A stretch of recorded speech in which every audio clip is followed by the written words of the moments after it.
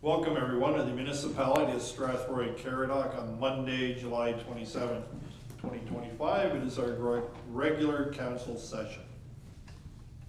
The municipality of Strathroy-Caradoc acknowledges that it is located on Treaty 21 territory. We are thankful to the generations of people who have taken care of this land, including the Chippewa-Thames First Nation, the Munsee Delaware First Nation, and the United Nation of the Thames. Roll call, Councillor Palmer is absent with notice and Councillor Brennan is joining us virtually. Motion to approve the agenda of this evening's meeting. Councillor Kennis, seconded by the Deputy Mayor. Sorry. I have a question on that. Yep. Item 9.7.1. I think that should be deferred to the next meeting. Right now, that is a responsibility of the mayor. It's not a responsibility of the CEO. So just make sure everything's proper and we have a proper notice. I think that item should be deferred to the next meeting. If you notice tonight on the communications, I have delegated those authorities. That's under communications. So by the time we get there, 100% I get there, but for the notice of the meeting, it has not been correct. So we can skip it because we've already put something on there, but I really think we should be moving that because the whole time the agenda was out, where everyone's had time to look at it, it has not been a proper, one of the CEOs had authority. But I'd suggest, fair comment by the way, Councillor, not in debate, I would suggest that the declarations, they were given last week, I believe. So they're just on the agenda for notice. So I made the mayoral declaration last Wednesday, I believe. So it was done before then. So the putting it on the agenda is just a matter of notice. There's no regulation that says as to it has to even be on the agenda. So we'll leave it in there. Fair question. Motion to accept. All in favor? Opposed, any? That motion carries. Any declaration of pecuniary interest? Okay, seeing none. First on the docket tonight is members of the Hometown Festival. I see everybody back there. I don't know everybody's name and I'd be remiss because I will forget somebody, but on behalf of council, the entire municipality, Strathroy-Caradoc, I want to thank you for your efforts. I know how much work goes into doing something like that. I know you've done it for a number of years, and forgotten all the time are the organizers. So the organizers don't get the thanks that they deserve. So on behalf of this council and the municipality, thank you very much for everything that you do, and we look forward to it again next year. So thank you very much.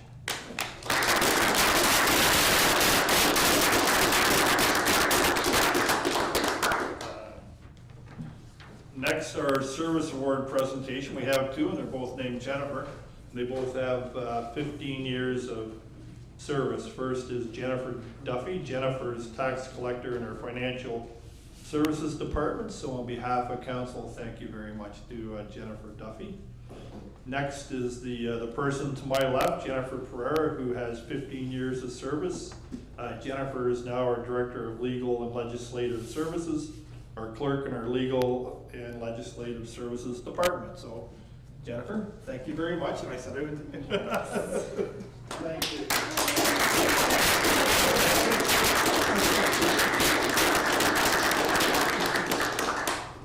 Thank you.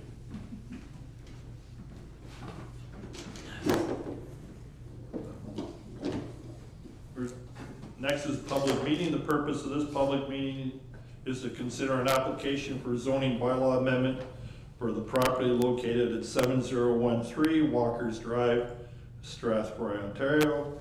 Motion to open the public meeting.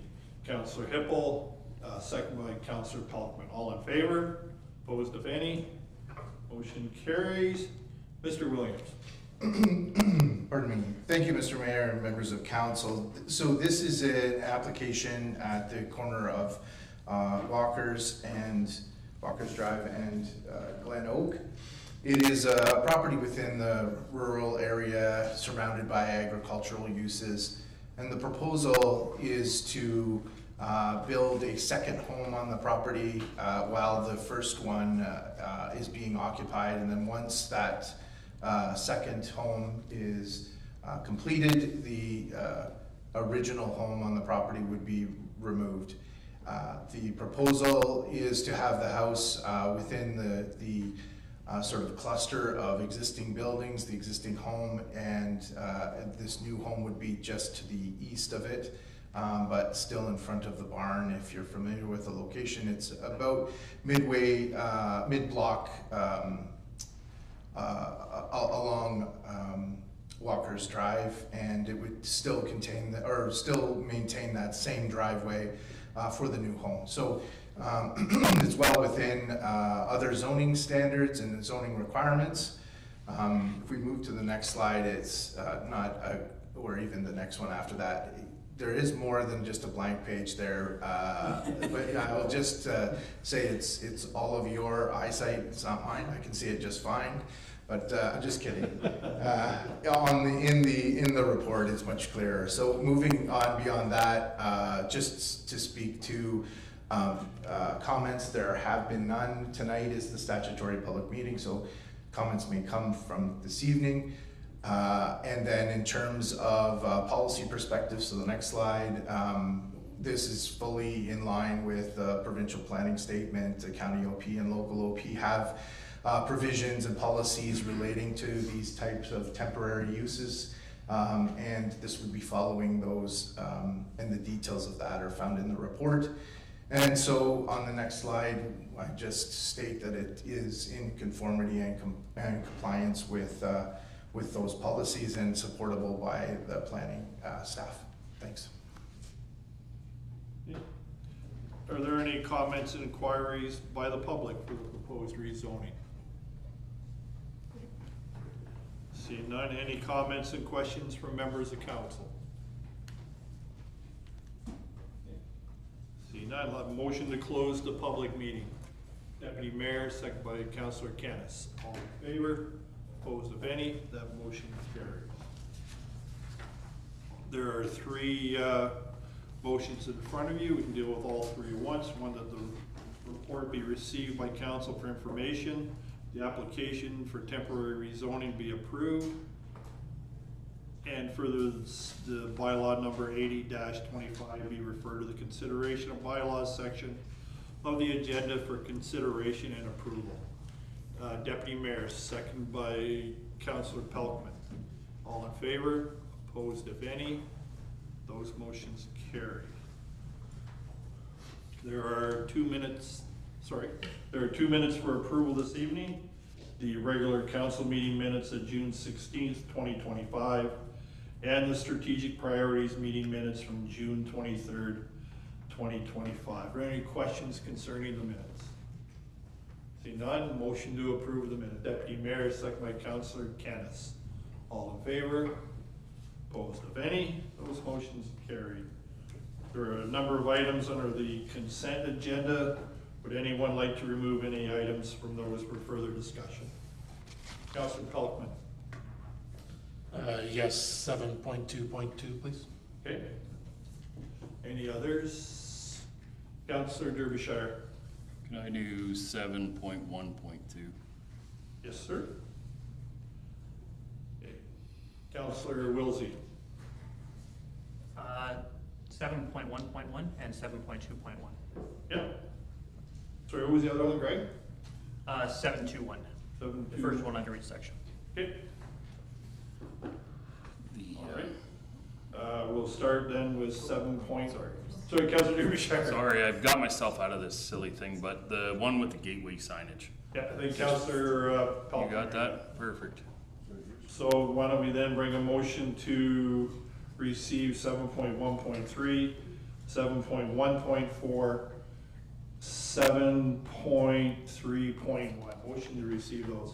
Deputy Mayor, second by Councillor Wilsey. All in favor? Carried. You're first, Greg. 7.11. All right, just two quick things on this. One is just to point out that these delegations are all dated today. They weren't dated last week, so just Fair enough. clarification from earlier. Yeah, I submitted them that day, but good catch. And then the other part is on the third one, on the budget declaration. It directs staff to do the budget, but then it also directs a council committee after, and depending on how it's going, that's going after the one for the committee chairs and the committees. So we can't change it because it's the mayor's directive, but the last one where it says the finance committee should continue its present role and form, that is a strong mayor power that is overruling the previous one that gave council the authority to do it. So I don't know if that needs to be corrected. It's completely up to you. It's just something I'm pointing out, that you gave the power back to council and then made a decision that overrode that. So just mentioning that. No, that's fair. You had mentioned that to me before, and I will tell you, went back and forth that with the clerk's office. Councilors, what I was trying to do was recognize that there's already a present budget committee in place, and I want to make sure that council had the ability to continue to participate in the budget process and just keep with the current committee in place. So I wasn't creating a new committee, I just was recognizing there was a current committee in place and it should continue to sit and be part of the budget process. Yeah, and further, I wasn't against any of the things that you're doing. I was just merely pointing out that that one overrode the other. So just No, we'll leave it as is. No, that's fair. I accept that. Sorry, Councilor Derbyshire. Thank you. I just had a question on the hiring of the heads of departments. It gets delegated to council to hire the heads, and then it says following what we do now. I thought the head of departments were hired by the CAO now. No, the current, if I get this wrong, maybe Will can jump in, or the final decision is council's per the policy. So there's a committee struck of department heads, it's the CAO, delegate from council, sometimes the mayor, but whoever else, and whoever else we deem necessary, but the final approval comes back to council. So technically, council is hiring the department heads. We're approving who's been picked by a delegation. Yeah, This says we are hereby to hire the heads of the department. but it could be the verbiage, right, but at the very end I put in the caveat per the current policy. So technically, we're hiring it, right? We hire, we approve it, so we're the final hiring body. Yeah. Okay. Yep. Okay, next is Councilor Derbyshire, 7.1.2. Internet's awesome.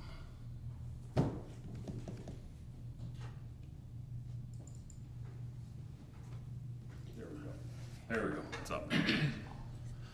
Thank you, I just wanted to, I was gonna say through you to the director of this, of engineering. I see we got a letter from, I believe it is Clean Waters, Ontario. Yeah, the water compliance, requesting that we give him notice as to what we're going to do down here to remain or to get compliant. So I did see where you asked, where we were going to ask for an extension so that we could come up with what we are going to do going forward from here. What I'd like to know is how did you make out getting an extension?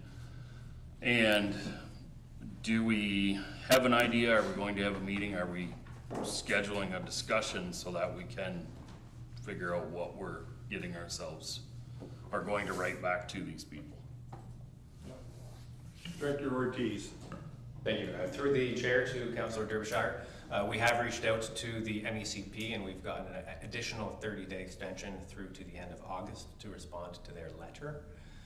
We do have, as you know, a workshop scheduled on the 28th of July, I want to say, where we do plan on walking council through the current state of the plant, the current state of the projects, and the options that council has in front of them.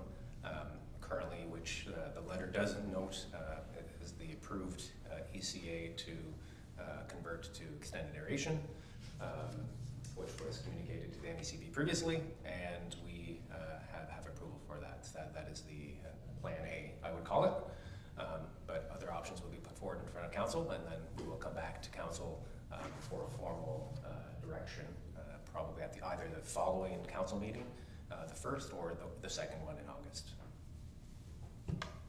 Yep, Councilor Derbyshire. Have we explained to these people that we are going to do a EA Schedule C down on this property or on these lands?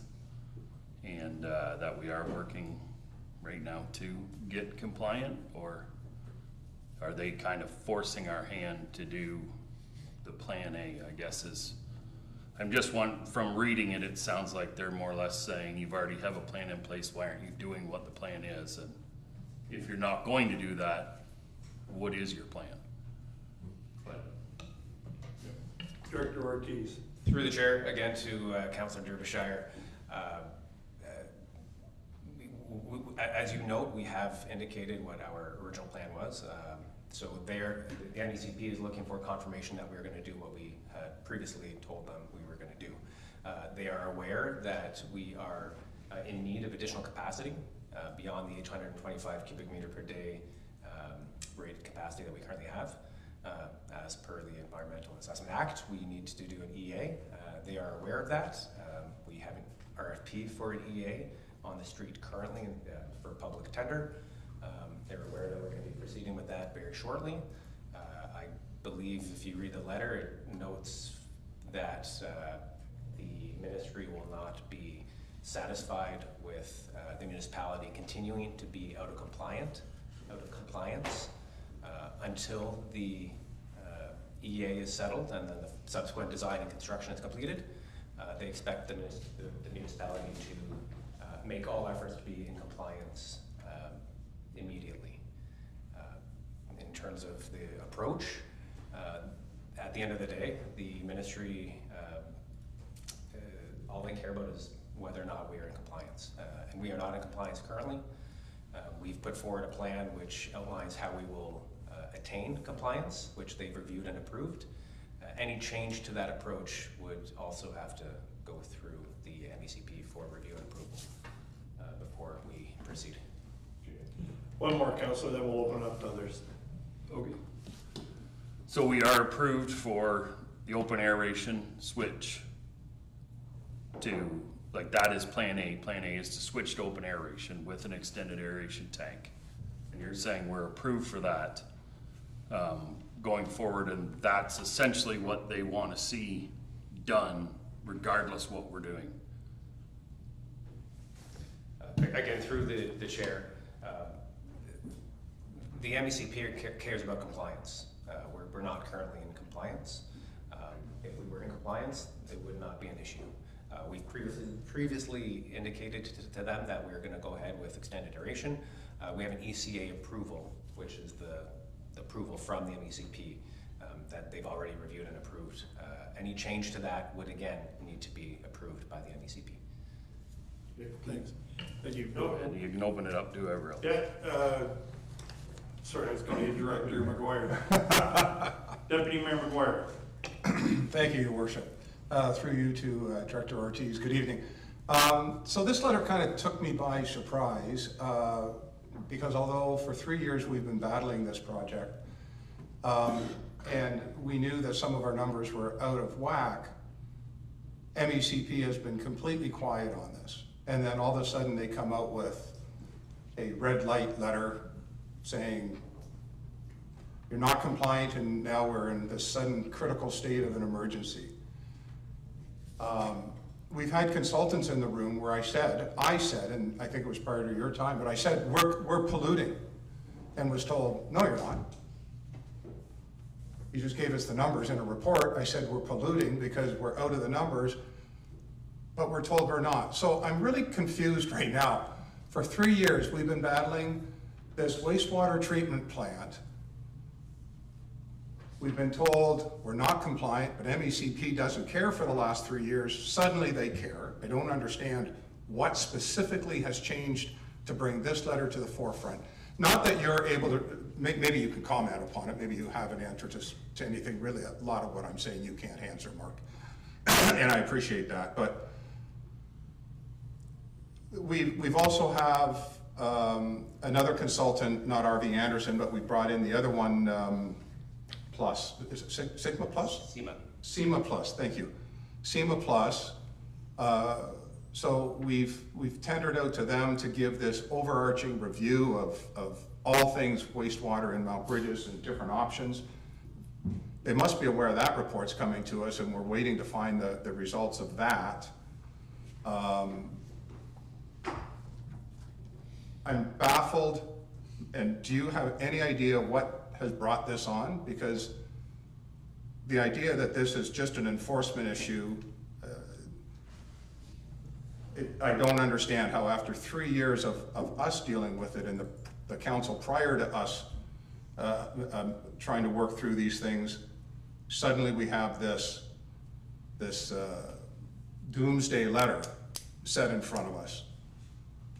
When I don't think we've ever taken more action on this plant to try to figure out what's gone on after numerous controversial and differing statements have been made by people who have spoken about this, that we're not polluting, yes, you are polluting, and these dry riverbeds, and we can't be here, and leachate from the dump, all of these things going on, and now we end up with this letter. Do you have any thoughts of that, about that, sorry?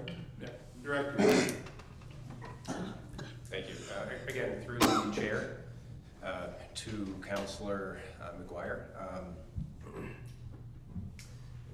There's nothing tremendously new that this letter is really aligning that we haven't already been informed, and I think we've tried to inform council staff as well as consultants prior. So we've known that there's been an issue at the plant. The MEC's been involved for some time. They've been involved in the review and approval of ECAs previously, and they are under the understanding that we, the municipality, are moving ahead with our plans as we have previously put forward. The timelines for those plans were originally set out, or the expectation was for 2025 this year. Whether that is one of the driving factors for them to put their concerns in writing, I can't speak to that. We'd have to reach out to them directly. But really what they're saying here is that they have been working with the municipality very closely for several years now. As you know, we have not been in compliance for several years. They are aware of that. They have been, I'd say, giving the municipality a lot of lenience and a lot of flexibility for the last few years, and I don't want to say that that's running out, but their expectation is very clear that they expect us to be in compliance, and that they need to know what our plans are in order to achieve that compliance. And the potential consequences are outlined in their letter that they allude to. I don't suspect, I would hope that they would continue to give us the flexibility that we need in order to get the plant in compliance without taking next steps in terms of enforcement or fines. But that's only something that the ministry can comment on. I can't say if they have an interest, as they note in the letter, that we are following through on our prior commitments to get the plant into compliance. Any other questions or comment? Well, one more follow-up, Councillor. So my only follow-up would be then, for the meeting that, or the workshop that we're having on the 28th, that we have the full approval of the open aeration presented to council as part of that meeting, so that we can see it's all approved going forward with what we're supposed to do. Also that we have then the SEMA Plus report, also followed with the River Birch report, who's down there working on it, to see whether they have any idea or how to get us compliant without switching to open aeration. Because just because that's the way we decided to go, doesn't mean that this place still might not be able to achieve 825. So if that's the case, then we don't have to spend upwards of $16 million, which is essentially what this letter is doing. So does it become cheaper to pay the fines for the next couple of years? and see whether this is where we're supposed to be? Or do we spend 16 possibly more $1 million and put a plan in that still only gets us 825 down there? Doesn't actually improve anything. So, My comment, I'm looking forward to the workshop myself too, so I look forward to that. Well, we'll see what's Move on on to the next item, Councillor Wilsey, 7.2.1, you want to speak on the Strathroy wastewater tender? Yeah, I had two questions. The first one is on the design. I know we'd spoken a few times on the design of the new lagoon or tank, whatever it is. Where one of the issues we had with the current one is that it's got a rubber liner and that we couldn't maintain the rubber liner because it would get holes in it without draining it, which I think is why we're twinning it. So my question is, in this new design, are we now doing a fully cement one? Are we still doing a rubber liner that's prone to damage, or what's the method we're using for the new lagoon? Director Ortiz. Through the chair to Councillor Wilsey, it will be a copy of the existing infrastructure in place. The redundancy is built in, so having two lagoons, you can take one offline and do maintenance, full maintenance on the other. A concrete lagoon would be significantly more expensive than a dugout one with a liner. And Another one, Councillor Wilsey, go ahead. yes, I guess my only comment on that is we heard from the previous director that they were trying to do maintenance and clean it with the normal sledges and rafts that they use around it. They poked a hole in the liner and they had to do an emergency repair that cost us thousands of dollars, and we had to truck sewage that cost us thousands of dollars. So if that's the direction we want to go, I guess that's the direction we go. The next question I had is, with the project currently, it's down in the financial implications of the report you presented.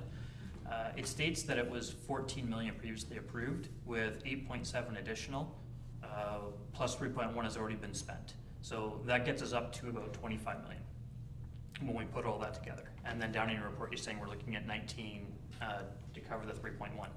Now, my question on that is, when I prepare that back to the document that we got from the Department of Finance back in October, the project was only budgeted for 10 million and only had 3 million of 3.7 million in funding from the sewer rates budget. So when I look at that difference is actually exceeds the water rates budget of the reserve, and the wastewater is at a $3.5 million deficit already. So this one project is going to wipe all of them out. So if we go forward with it, which I don't think council has a decision whether or not we go forward or not, but when it goes forward, it's going to wipe out all of our reserves for water and wastewater. My question is how is it 14 million now, when the report that we got in October said it was 10? And are you really asking for 12.7 instead of 10? Just some clarity, or instead of if you're asking for 12.7 instead of 8.7 million. Director Ortiz. Thank you. Through the chair to Councillor Wilsey, I think that $4 million difference was allocated for in the 2025 budget. So we did budget $4 million for that project in 2025. That might be where that additional cost came from. I can hand it over to the treasurer for additional comment. I will say if we do have additional, this is just a report to highlight what the hopefully what the higher limit of tender might come in at. We still have to go to market and go to tender. There's a chance it can come in below. There's a chance that it could come in higher. There's a fair bit of contingency built into that estimate of 18.1 million. I hope that we have competitive bids come in, but we won't know until we actually go to market with that. And then, just as a Go follow-up, ahead, Councillor. in that case, with based on the water and wastewater rates, we're prepared to go into debt, do this, because I guess we'll have to, because there's only 15 million or 14 million in positive equity in those two reserves anyways. So even if it comes in under the 19.8, there's only 3.7 million in that that's been accounted for it, so we'll be going for it underwards. Did you want to comment, Director? Yeah, quick comment, thanks through the chair again to Councillor Wilsey. Through the rate study that we conducted at the end of last year, we know that we're going to be going into debt, taking some debt on for wastewater over the next number of years. So that's not an unknown. I think we have about $22 million of planned debt over the next 5 years that we need to take on. One more follow-up, Councillor, then we'll move on to the next one. The only comment I want to make on that is that on the water and wastewater study, it did say that only future projects were considered for debt. The current projects that are already approved were not part of that planning and not part of that, that forecast. So that was clear in there that one, the Mount Bridges wastewater plant, if I go through the list on the report here, we've got the Queen Street reconstruction, the Albert Street pumping station, the Mount Bridges wastewater. Those are the big ones that are on there. None of those were included in the debt for the water and wastewater rates. So this one's wiping out our reserves. We got to figure out what we're going to do, but I guess that's a problem for later. Thank you. Oh, Councillor Derbyshire. Thank you. I just have one question on this. I realize this is kind of getting moved forward or this or that, but understanding that this is not located in our municipality, have we reached out to the municipality it's located in to make sure that this is a process we can actually do? That it's not something that we have to get approval through them, make sure it's okay, cleared, whatever else. You know, I do realize we are putting up probably some buildings and digging a big hole. So, you know, have we had consultation with them on this project going forward? Fair question. Could you answer that one directly? Yeah, through the chair to Councillor Derbyshire. We have approval through, we're not adding capacity, so we don't need ministerial approval for this project. We do need to reach out to the local municipality. We do own the land, so we don't need to acquire any additional land, and it's on Strathroy-Caradoc property, but yeah, we do need to reach out and confirm with the local municipality. Yeah, I do, thank you. I do understand that but it is located in Adelaide Metcalf. So just like we have building permits and whatever else we need, there could be something that arises out of that, is all I was kind of saying. Before we get so far down the road and spend as much money, maybe we should make sure we reach out and make sure that it is okay at going forward just based off of our relationship with them. Okay, next we'll move to 7.2.2, the gateway signage update. That was Councillor Tallman. Thank you, Mr. Mayor. I have an email here from Councillor Palmer. As you know, she's been championing the gateway signage, and she asked me to read this. So there was a lot on the agenda Monday, but since I have harped on this for so long, this is what I'm going to comment on, and here are my comments. I'm a bit disappointed to see the design of the entranceway signs. While this design is appropriate for wayfinding, it is not appropriate for entrance signage. The design is not impactful, welcoming, or inviting to residents coming home, visitors, or potential investors. I think we need to go back to the drawing board, and I would like to hear from the Economic Development Director what she recommends as community first impressions, or as community first impressions as part of her work.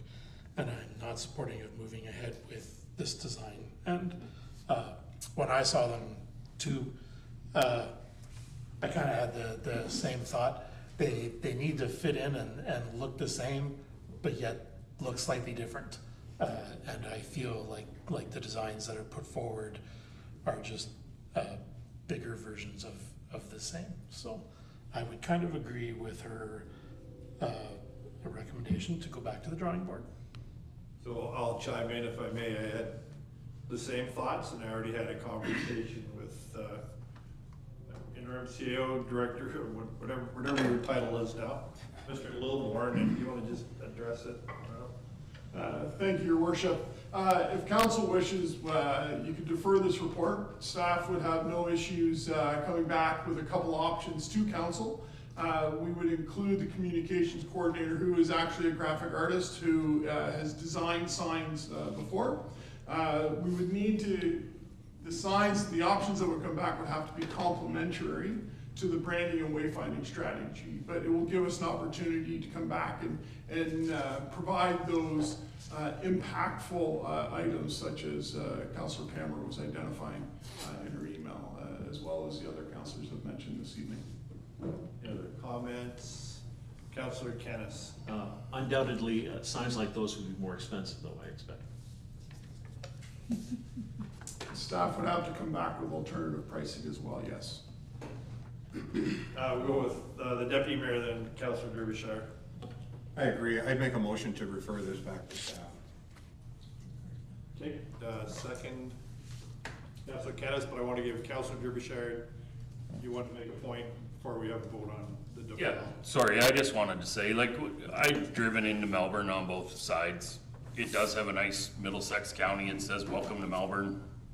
I don't think, I know we want to brand it as ours, but really and truly, save that money. The sign doesn't look bad, people know where they are. You know, Mount Bridges maybe get something different and maybe something out by the 402 to actually let you know, here's where it is. You know, but to me, the Melbourne sign that represents by the county is perfectly fine out there. Everybody knows where Melbourne is. Councillor Wilsey. I'd just chime in on that, that every other community in the county also has those, whether it's Kamoka, Kilworth, all of them all the way through, they all have the same signs. We're the only ones who are gonna be different, and if we do this, when we do Melbourne, there will be one different sign going into Melbourne, and then all the other ones will be the county ones, so it's the same point I made when the project was approved. I think we should be part of the county, not separate by ourselves. Okay, so we have a motion to defer. All in favor of the motion? Refer. John's got his hand up. Sorry, did you have a comment, Councillor Brennan? No, I was just gonna vote on the motion you were making. Okay, all in favor of the motion? Opposed, any? That motion carries.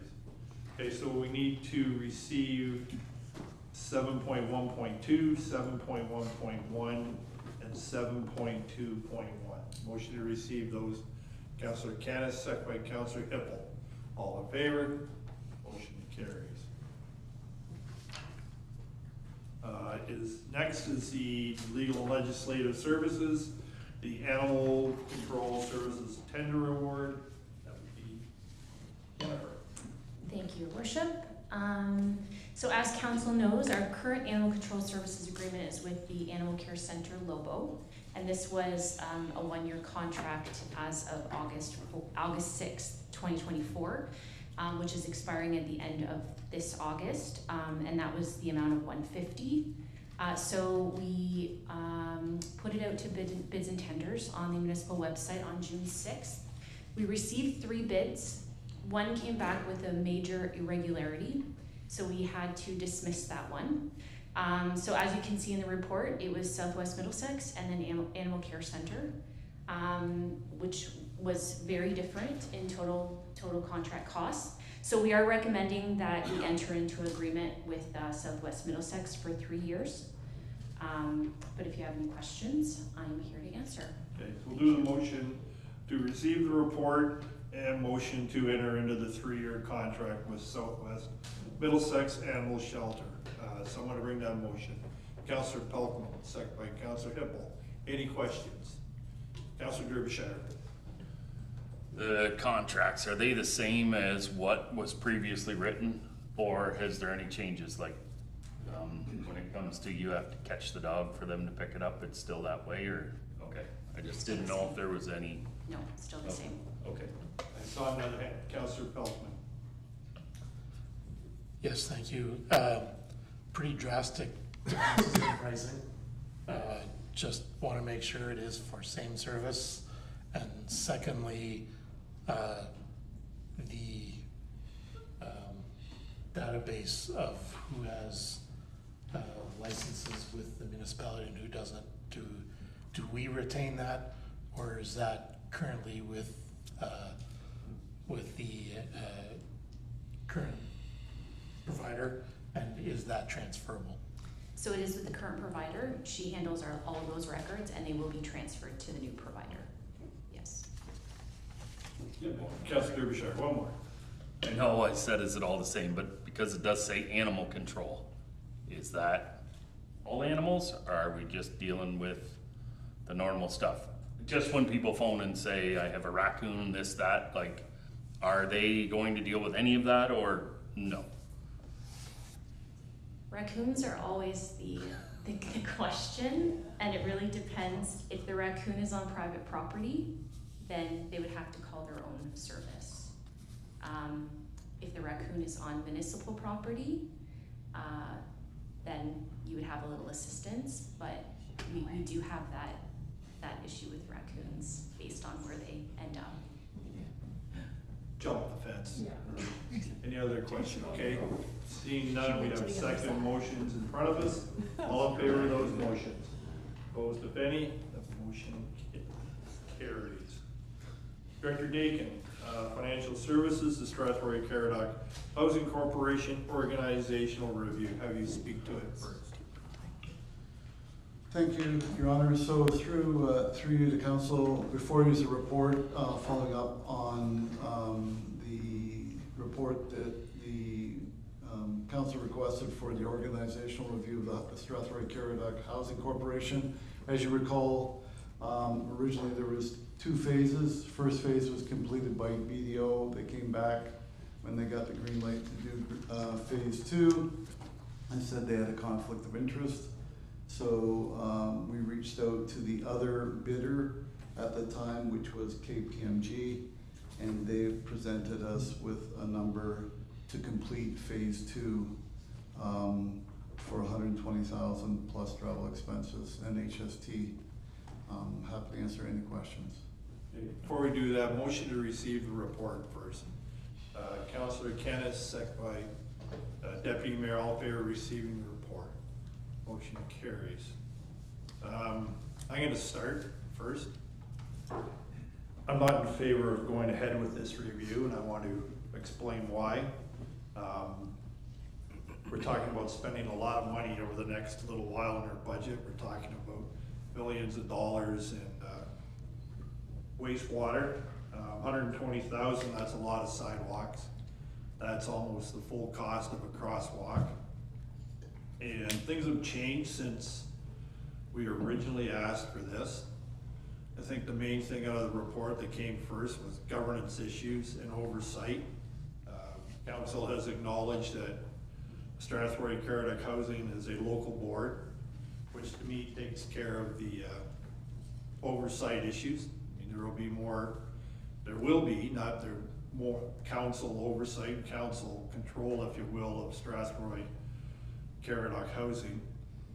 And I recall what the folks from BDO said, that they could see no, and I'm gonna get the wrong word, whether it's nefarious or forensic need of anything or any criminal activity. I think that was the word that was used. To me, that would be the only reason to proceed. I think we all know what the issues were. They're stated in the report, governance and oversight, and I think there's even word of inexperience in there, which I would accept. But knowing that, and knowing that we have to spend a lot of money on things coming up, I don't see the benefit of continuing with this. I've heard some councilors talk about accountability. Well, you know, the accountability, the people that were on the board at the time, they're gone, so I don't know what else you can do. And if there's any learning lessons from the people who were on the board at the time, at the end, that was constructive, we'll certainly take those learning lessons. But again, we are in the process of taking care of the governance issues. So the chances of this ever happening again are slim to nil. I can't see us building another apartment. But overall, we're talking money, we're talking taxpayer money, and I just can't see the need to spend another $120,000 when there's a lot that we have to spend on. So I will not be supporting the motion to proceed with that. I wanted to say mine, I'll leave it out. Deputy Mayor. Thank you. You just said everything I was going to say. I know we've all looked at this from different points of view. Those that were here prior to me taking my seat have knowledge that I don't have, but I think after 3 years of battling through this and listening to my fellow councillors, Councillor Brennan has spoken about it a lot, Councillor Kennis, Councillor Pelkman, I think it's time to turn the page. And we know our governance model, we know we're a local board. That means some very specific things that are very valuable to the community. Full transparency, just like our council meetings. So I'll let others speak, but I would basically be taking the position that we take no further action on this. and we move on. Okay. Councillor Wilsey. Just looking back at the report, I see the April 22nd motion was to have the CAO reach out to a different firm than the one the report is recommending. I don't see any mention of that firm if they declined, and meeting council mentioned a specific firm. I don't see any follow-up motion where we directed staff to look at a different firm. So if I could just get some clarity on that, because it doesn't seem like we're following council's direction. Yeah, so actually I take responsibility for that one. They wrote down the motion that I made during time. I thought it was, is it MNP? Name of the, whatever firm is in there, Councillor, that's on me when I made the motion. So they wrote down the motion that I brought. I had the wrong firm. In fact, it was KPMG. So that, they just wrote down the firm that I said, and I was wrong. Yeah, go ahead. Sorry, Councillor, go ahead. Yeah, even if you were wrong, the motion the council passed was to go to this other firm, not to KPMG. So council passed a motion by everyone voting for it to go to a specific firm, and staff went to a different firm and didn't tell us what this other firm had said. So there is still that issue with process. Yeah, I think they corrected it, so that's on me, that I quoted the wrong firm. It can't be on you. You can't just correct a council's decision. Like, sorry, Mike was like, it can't just be on you. You can't correct a council's decision in something you said afterwards and just change the name of a company and a motion council passed. Like, Fair enough. Did I see your hand there, Councillor Derbyshire? But I'm more baffled now. If our motion was to go with another firm, which was significantly cheaper, why didn't we do that? Are you talking about the firm that's mentioned in the motion? Or In the previous motion where where BDO had a problem, a conflict of interest, right? Yes. There was another firm that had bid against them, and we didn't go with them, we went with BDO. The other firm, you'll obviously know the name of, they were $60,000 to do the report. I'm gonna let Director Dakin do, because I know that what I said was wrong that night, Councillor, but I'll let Director Dakin speak as to the firms. Through the chair to council, so the original bids were submitted by BDO and KPMG. Those were the two on the original bid. On the April the 2nd meeting, the mayor rightly pointed out to go to MNP, who is our current auditors, and I'm more than happy to go to them and get a price if council so wishes. That's fine as well, but it was my understanding that it was to see the other firm that had submitted a bid in the tender documents. So they changed So their that's bid. what, So they changed their bid, that's what happened. Because they were $60,000, that was that bid, we didn't go with it. We went- He's asking about KPMG's. so KPMG's was 60,000 for the first phase, and that was it, and there was no money mentioned in their original bid for what the second phase was going to be. And so now what we've done is asked them for that second phase, because the first phase is already complete, and they've come back and said it's 120,000 for the second phase. That was just, so that's cleared up. My second comment is, have we actually learned our lesson? We are still segregating, trying to get into housing or create housing as a municipality, which is not our job. We're also now trying to do a business thing down here, which is already provided by the county too. So now we're getting involved in that too with these upstart business programs that we're trying to do. The county does that. They have two programs, one in Ilderton and one here. So do we know our lane? Do we know to stay in our lane? You know, we're saying that this was our big lesson, you know, it's probably a $3 million lesson, we've learned it. I don't think we have. I think we keep venturing off down roads that we shouldn't be down. That's my opinion. You may not feel the same. I feel that way. I'm not saying spending $120,000 is going to solve that problem, but I do think in finding out why we get ourselves headed down these roads when we shouldn't is something we should look into. Why do we keep trying to do things that are already being done and paid for at a different level? So I'm good either way, to be honest with you, but to say, I think we've learned our lesson, I don't think we have. I think we keep venturing down roads that we're not supposed to be on. Councillor Pelton. Yes, thank you. I voted against this the last time. I intend to vote against it this time. Somewhat in context to Councillor Derbyshire's comments, I think we ventured outside of our lane because the public was somewhat demanding it. That was, such a bizarre time when the price of housing literally doubled in 4 years. And everyone was screaming that we needed to do something, not just us, every municipality, to do something. And we had the carrot of free money dangled in front of us, and we reached out to grab it. And to me, the only thing that the report would really come back to tell us about what we did wrong was we never stopped to say, should we continue forward? Because the rules kind of kept changing as we went. And at some point we were in too deep to change our mind. And we didn't have that conversation. Should we change our mind? Outside of that, we're taking steps already.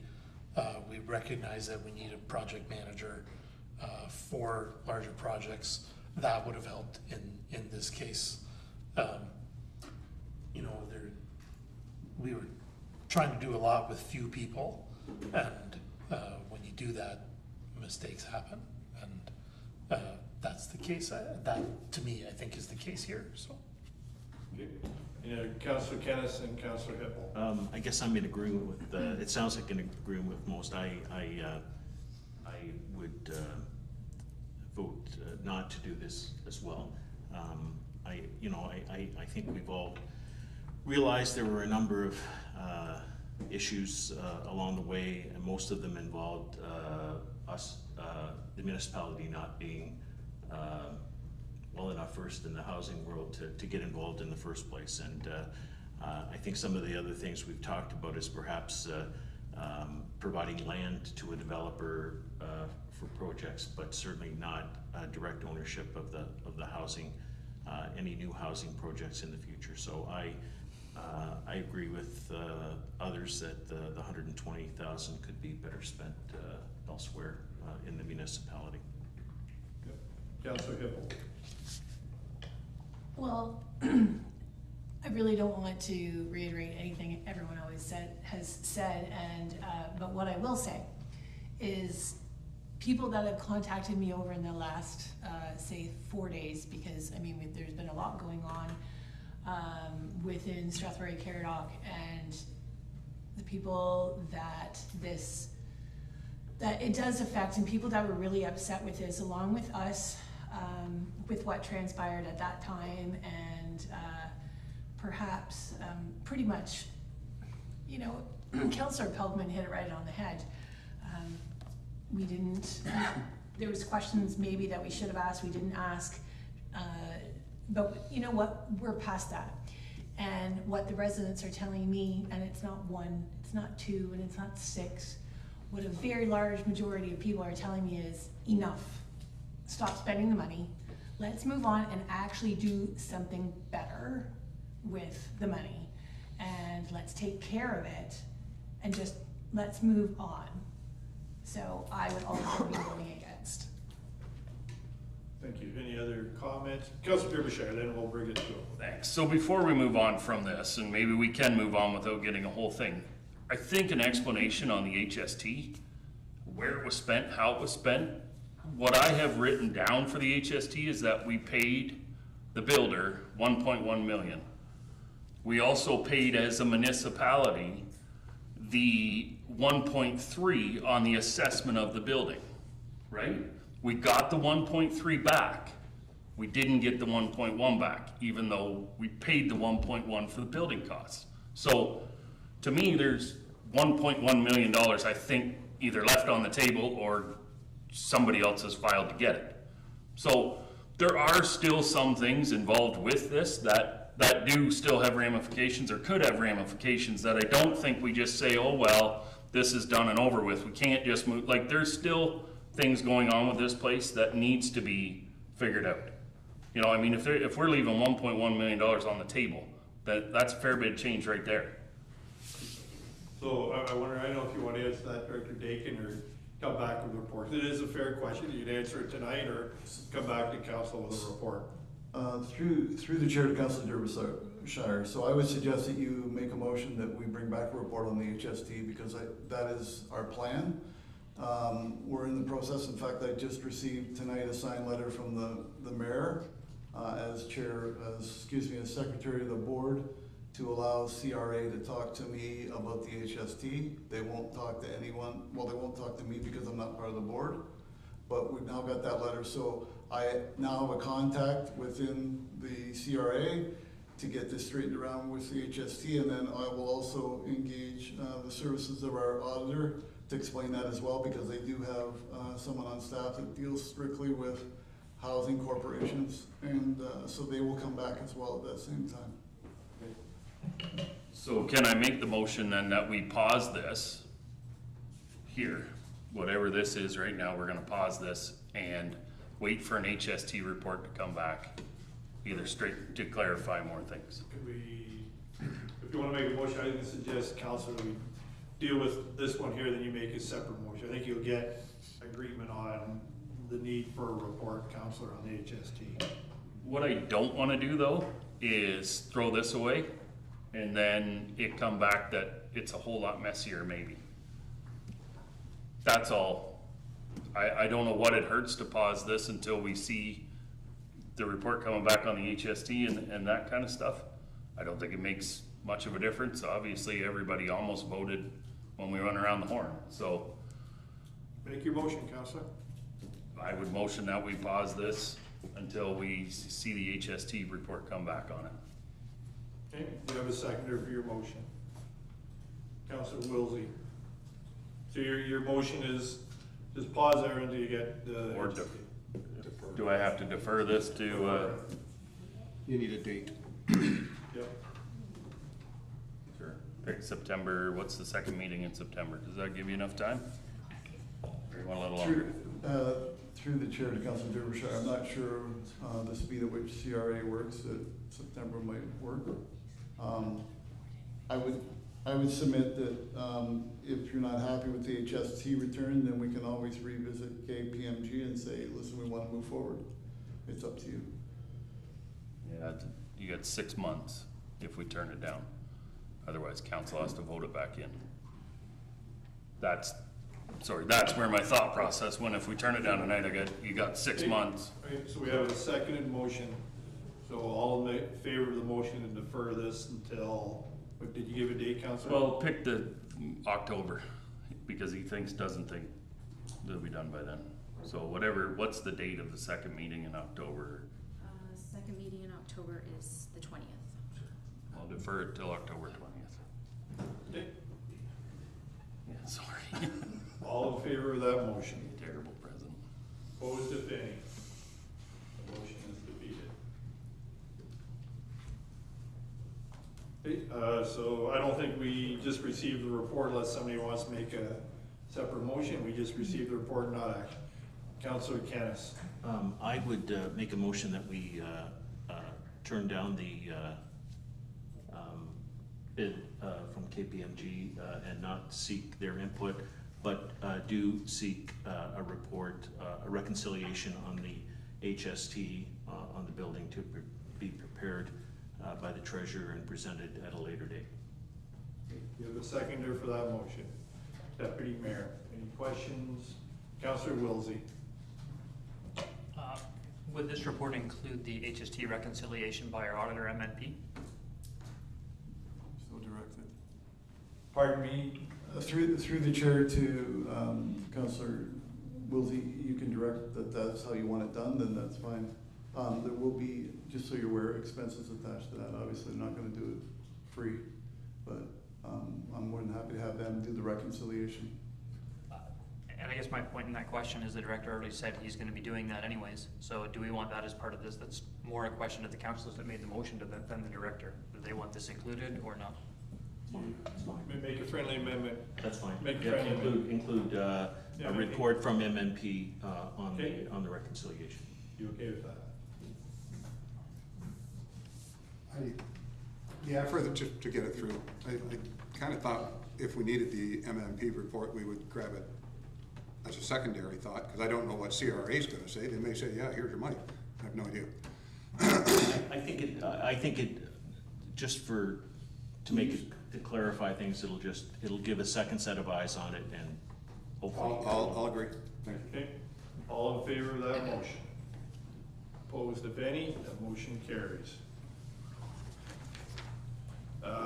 Director Dakin, Bill 17, Protect Ontario by Building Faster and Smarter Act, the overview. Thank you, Chair.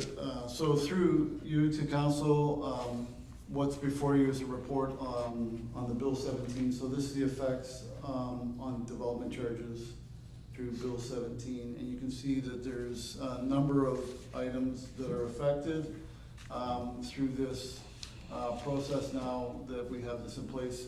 I should note that a number of the changes, as you see, are pending regulation. That regulation, I think, has just now come out last week.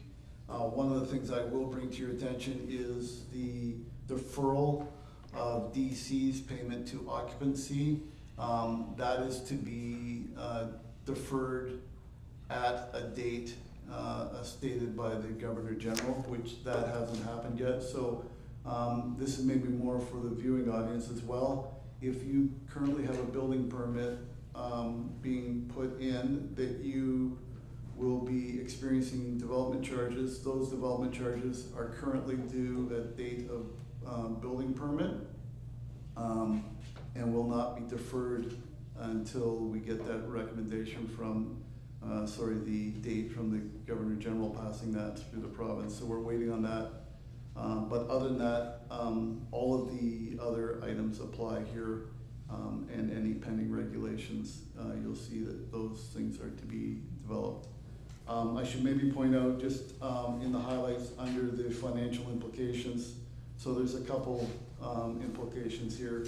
So financial risk, we lower DC revenues and delayed collections. So one of the things going back to that occupancy piece, so currently, as I stated, when you get a building permit and you have to pay DCs, those are due at the date of the building permit. With the regulations, once the regulation comes into full effect with Bill 17, that will then be passed off to occupancy. Because we do have occupancy, it's not a big deal for us, but we will defer receiving that money. So there will be a bit of a cash flow piece there.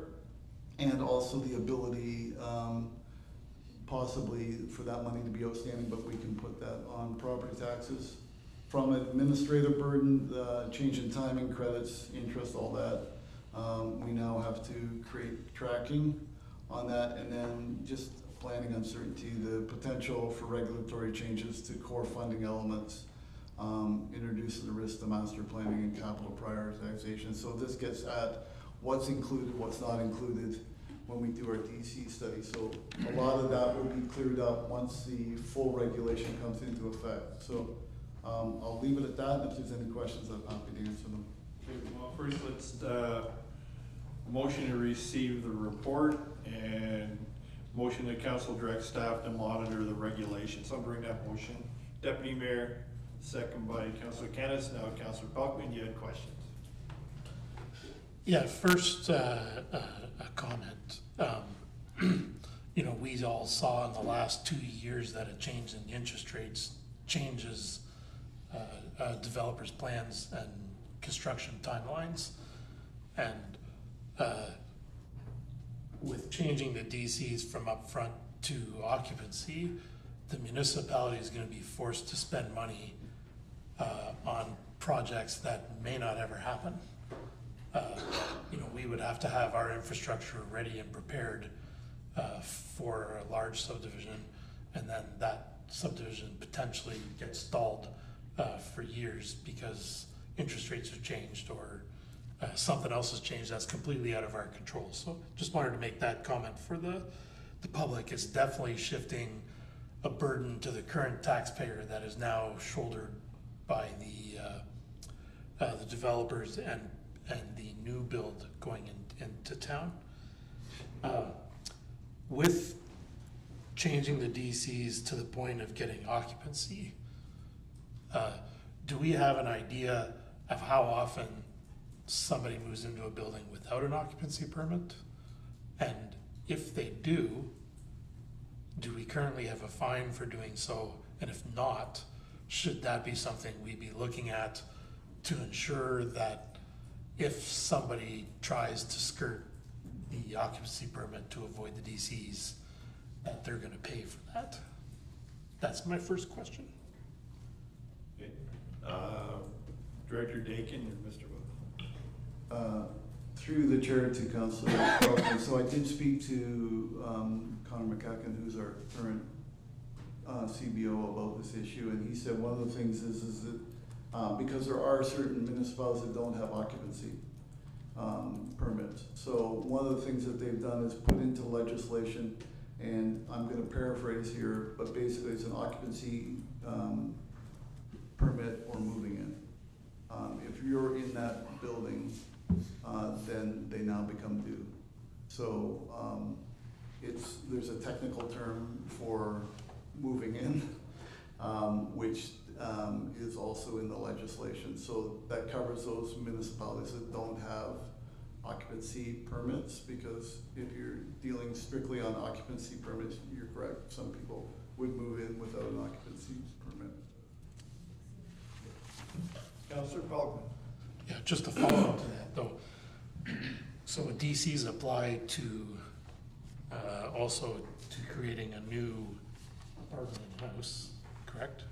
It's a new building thing. So again, what are the chances that somebody does something that we don't know about and moves someone in? And what do we have in place for people who try to skirt the occupancy permit or moving in without letting us know? So, through the chair to Councillor Pelkman, a couple things that we have triggers on is typically sales. So through the tax department, we would get notice of a purchase. So we would follow up to see if there was occupancy on that. So again, this comes back to that administrative piece. So if there are some issues, so like tonight we recognized our tax collector, she would get a notice from a lawyer saying that this building was sold, and the new owner would be X. We would follow up to see if there's occupancy. If there wasn't, we've now got documentation from lawyers saying that this building was sold, so we would go for those. The DCs, and again, we do have the ability as a municipality to put those DCs then on the taxes, so they become even more expensive, I would say, from a standpoint that they would be part of the tax bill. So there is some mechanisms in place to cover that up, but there is obviously a risk of people moving in without. One more, Councillor Paul. Yeah, so I'm not 100% sure the director will be able to answer this, but currently, if you build a new house in a subdivision, the DCs would be included in the price of what you purchase. If you're now not charging the DCs until the point of occupancy, the sale has already been made, does that mean people might have to be adding the DCs to their mortgages rather than having it be one process? Because that's something the public would really need to know. It's going to be a hell of a shock to them if they buy a house and they've mortgaged themselves out or maxed themselves out and then find out they've got to pay DCs on top of that. So through the chair, Councillor Pelkman, so that would be my summation as well, that basically what they're doing is shifting the DCs from the developer and the builder to the property owner. So there would be that, in my mind, you would expect hopefully the price of the house when you purchase it from the builder, or not purchase it from the builder, but engage the builder, the price would be less the DCs, which would then have to be paid when when you actually take occupancy. So I think that the case is here, the money shifting from one end of the deal to the other end of the deal is our understanding. Councillor Wilsey was up first, Councillor. Just a couple things with that, with where I'm working through, because I'm currently building a house myself. I know that the occupancy permit is, there's an inspection to be able to get that permit that's given before I can move in or do anything with the house. So in Strathroy-Caradoc, before that house could be sold, you'd have to get the occupancy permit unless you were to buy a house that was in construction and not approved for occupancy, in which case you couldn't get a mortgage. So in Strathroy-Caradoc, I think we're all right for that part. The other part to look at is with the DC charges, when they're being moved from the building permit to occupancy, we're already spending a lot of money on the infrastructure right now before the building permits are even done. At the zoning stages, if you look at Park House Drive and you look at the Adelaide Street extensions that we're already doing for subdivisions that we're in zoning, we're already spending that money before a building permit's even issued. So it's not, the only thing that's changing is the amount of time we're financing it for. Our processes aren't really changing that much. What is changing is that we can't charge interest on deferred development fees. And if we reduce our development fees, that those lower development fees will apply. Those are the two big changes I see in it. So I don't see, yes, there are some changes, but I don't think it's necessarily as big yet until the laws change. Okay. Councillor Derbyshire. That's good. I was gonna say the same as Councillor Wilsey. I don't think it's going to, I think it's a little shakeup, but really and truly, the house itself, right, when it's sold from the builder to the person, has to be ready for occupancy. So I don't think this is going to get passed on to anyone else. And I know if I'm building a house out on the farm, I would be the owner applying for it. And, you know, I guess you would just, I would have to make sure I got the final approval before for the occupancy and pay then. You know, but I do understand what you're saying. Cash flow might get tight at this point because we're not kind of collecting up front and moving forward. So there is a bit of you know, cat and mouse here going on, I guess. But. Any questions? Okay, Councillor Pelham. Yeah, just I think probably as staff is monitoring this, we're gonna have to have policies put in place, because I think we'll see members of the public come forward looking for options to pay the DCs because they haven't thought about adding it into their mortgage. And you know, whether that's just adding it to the property taxes, but I think we need to be prepared in advance, because I think people are going to be coming. Thank you. One more, Councillor. Sorry, before we get too far down the road with putting in policies and getting more bylaw officers to go out and enforce this. If a house is being sold from a builder, it has to be sold ready to occupy, or like Greg said, during construction. In order to occupy it, you have to have the final inspection. So, like to say we're gonna put, you know, if somebody buys a house from a developer, you're gonna get stuck with the development charges. I don't see how that happens if we have our system in place to make sure that the developer pays before the person takes the place. Like, I think we're just getting, let's let it sort out a little bit here before we get too excited. I think allow him, the finance guy, to monitor this, that, don't get down the road of, you know, we need policies and procedures to correct something we don't know what's happening yet. Okay. All right. Councillor Cass. Just a comment, I agree with everything that's been said, but I just don't see why the province, in making the change from not taking them initially, that at the end, how that makes building faster and smarter. Just a comment. Wise comment. Yeah. Okay, so we have a second motion in front of you. All in favor of the two motions in front of you? Opposed, if any? Those motions carry. Building and Planning request to remove the H holding zone for Jose and Michelle Louis, part of Lot 3, Concession 9 in Township of Caradoc, 6919 Calvert Drive. Mr. Williams is going to speak to it. Thank you, Mr. Mayor, members of council.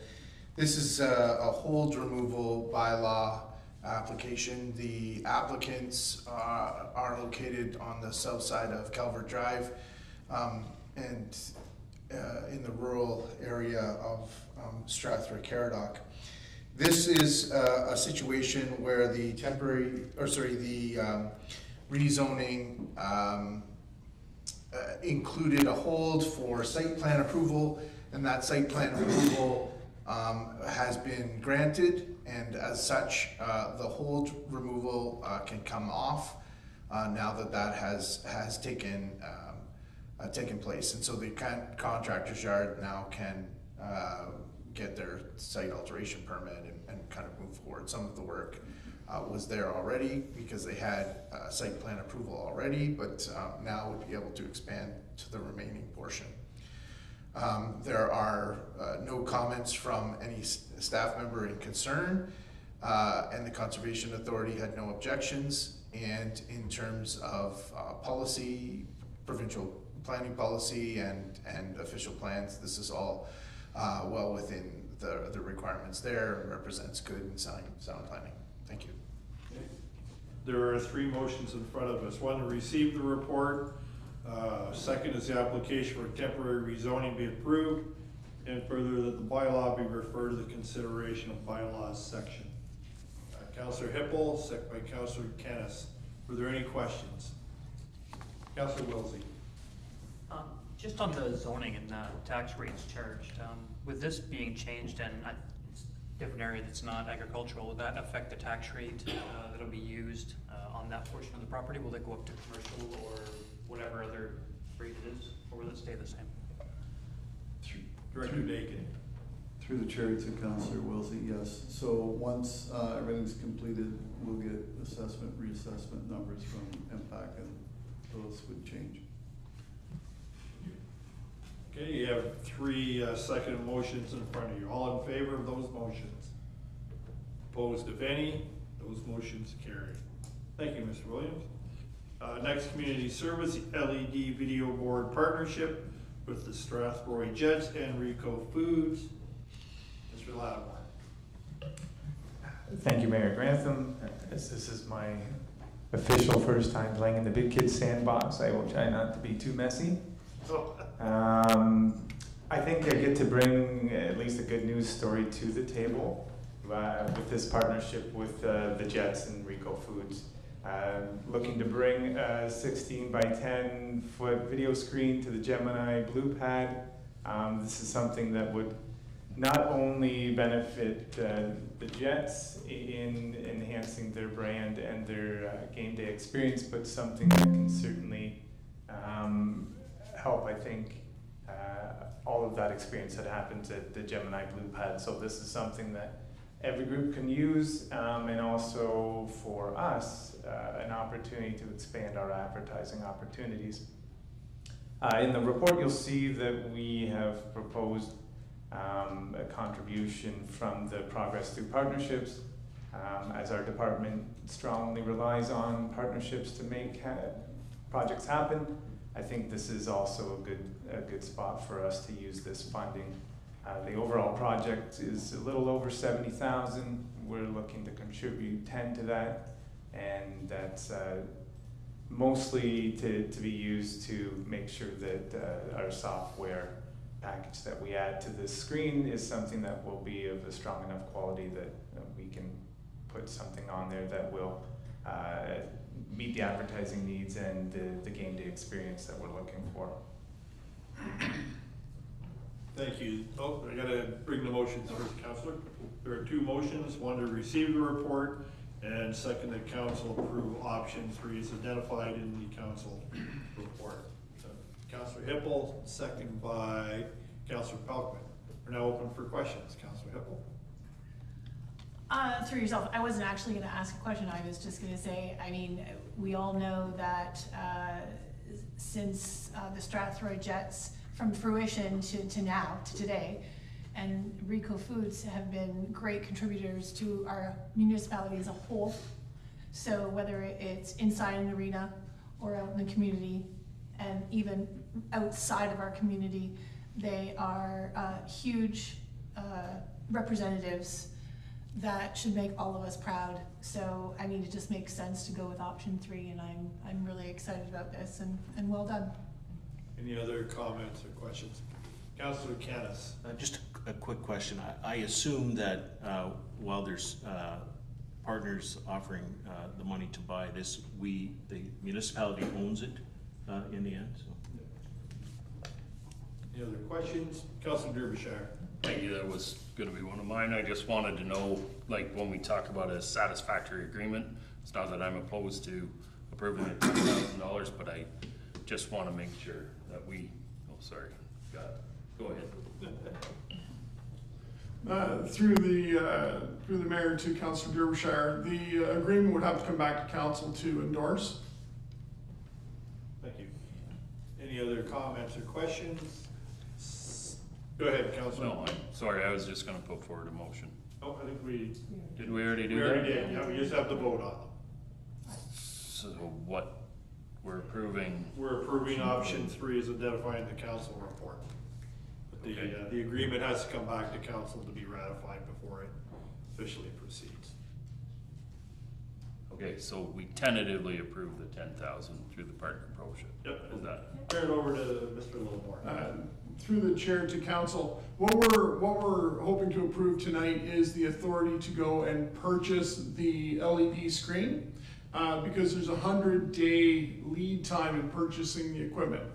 So getting the screen and getting the authority to purchase the screen now, and directing staff to go back and work with the Jets to come back and formalize an agreement, no different than we have with the Strathroy Junior B Rockets. We'll come back, there'll be a revenue share and all of that. So that will come back. We plan to have that back hopefully the first meeting in August. I don't think we'll have anything ready for the July 21st council meeting. Thank you. Okay, so we have second motions in front of you.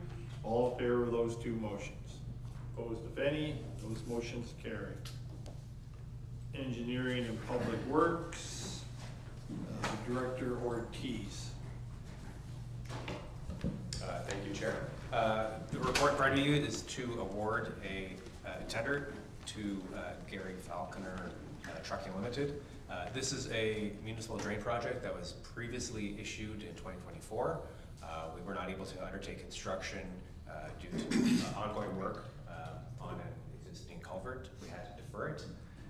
The pricing was intended for 2024, changed from the contractor in 2025. We reissued the tender, and it ended up being in our favor for a reduced cost compared to the contract that we were going to sign in 2024. So Gary Falconer is the lowest bidder, and we do have Spreets here to answer any questions on the technical aspect of the project. Two motions, one to receive the report, second is to award the contract to Gary Falconer Trucking Limited. Deputy Mayor, second by Councillor Hippel. Questions for the director?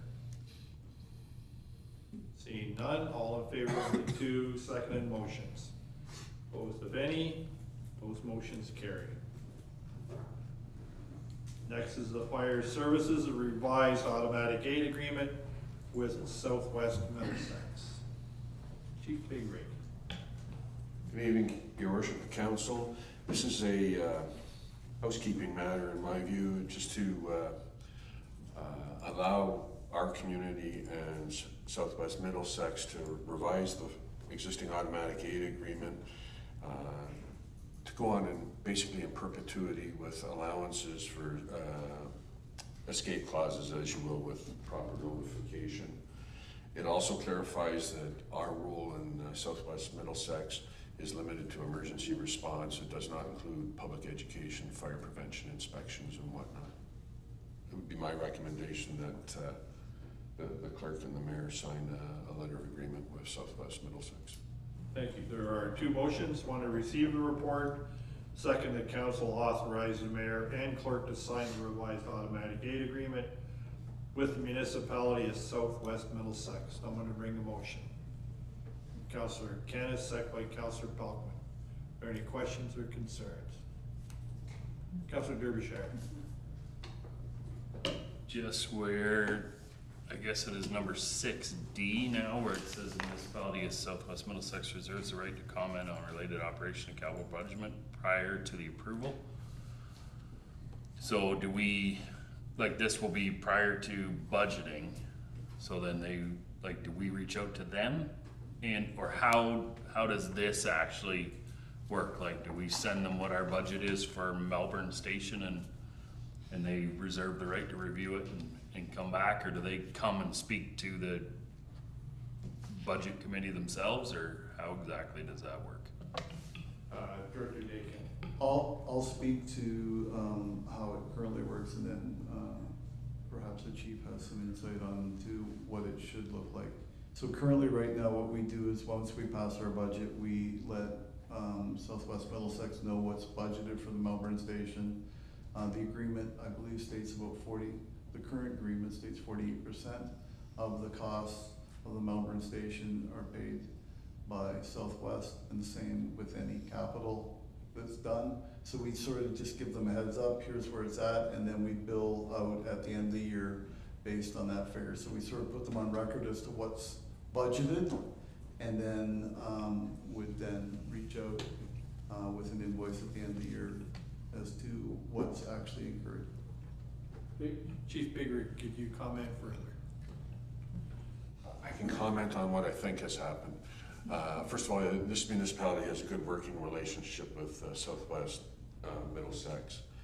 And I believe that the deliberations with respect to budget submission are actually completed before the fire budget gets to council. So the two CAOs, the two treasurers have the discussions about previous costs and anticipated ongoing costs, so that there's agreement in the budget numbers when they get to council. Thank you. Councillor Wilsey. With the discussions that we're having about new fire stations and Melbourne Station of the age that it is, I don't see anything in this talking about a new station or relocating it or land or what might happen.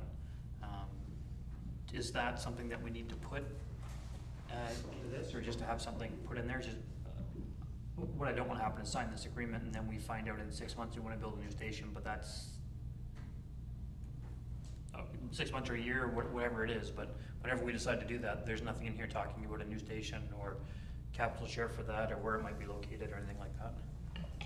Any comments? If I may, Your Worship, this agreement just speaks to emergency response in that part of Southwest Middlesex that we cover on their behalf. It doesn't speak to ongoing growth, capital, movement of fire station. That would be a separate discussion. It would be my recommendation that once there is a plan or a growth plan, that the CAO and treasurer from both municipalities sit down with both fire chiefs and work out what that arrangement will be in the future. But this agreement tonight just speaks to emergency response in Southwest Middlesex. Okay. Any other comments? Seeing none, there are 2 second motions in front of you. All in favor of the motions? Opposed, if any? Those motions carry. Mr. Littlemore, the staffing plan, speak to it first. Excuse me. Thank you, excuse me, thank you, Your Worship. Not sure, there is a PowerPoint if we were gonna go through the PowerPoint, Melanie, or? I'm not sure, there's just, Councillor, was you back there to see the PowerPoint, or did you have a pecuniary interest? Neither. I just, based on my motion I made earlier with the delegation, I'm not going to participate in this. Okay, thank you. So my apologies, that presentation is from June 9th, so council would have seen that presentation. So the report in front of you this evening is simply the list of positions that were presented for 2025, which were the reclassification of supervisors in community services to manager, the conversion, excuse me, of one contract bylaw position to a full-time employee status. And then there were new positions of a financial analyst in financial services, a HR position, a health and safety specialist in human resources, and then part-time fire services technician and a project manager and environmental services division. All of the positions that are identified here in 2025 are covered through the funds that were set aside during budget time. So the positions for 2025 are fully funded now and for future years.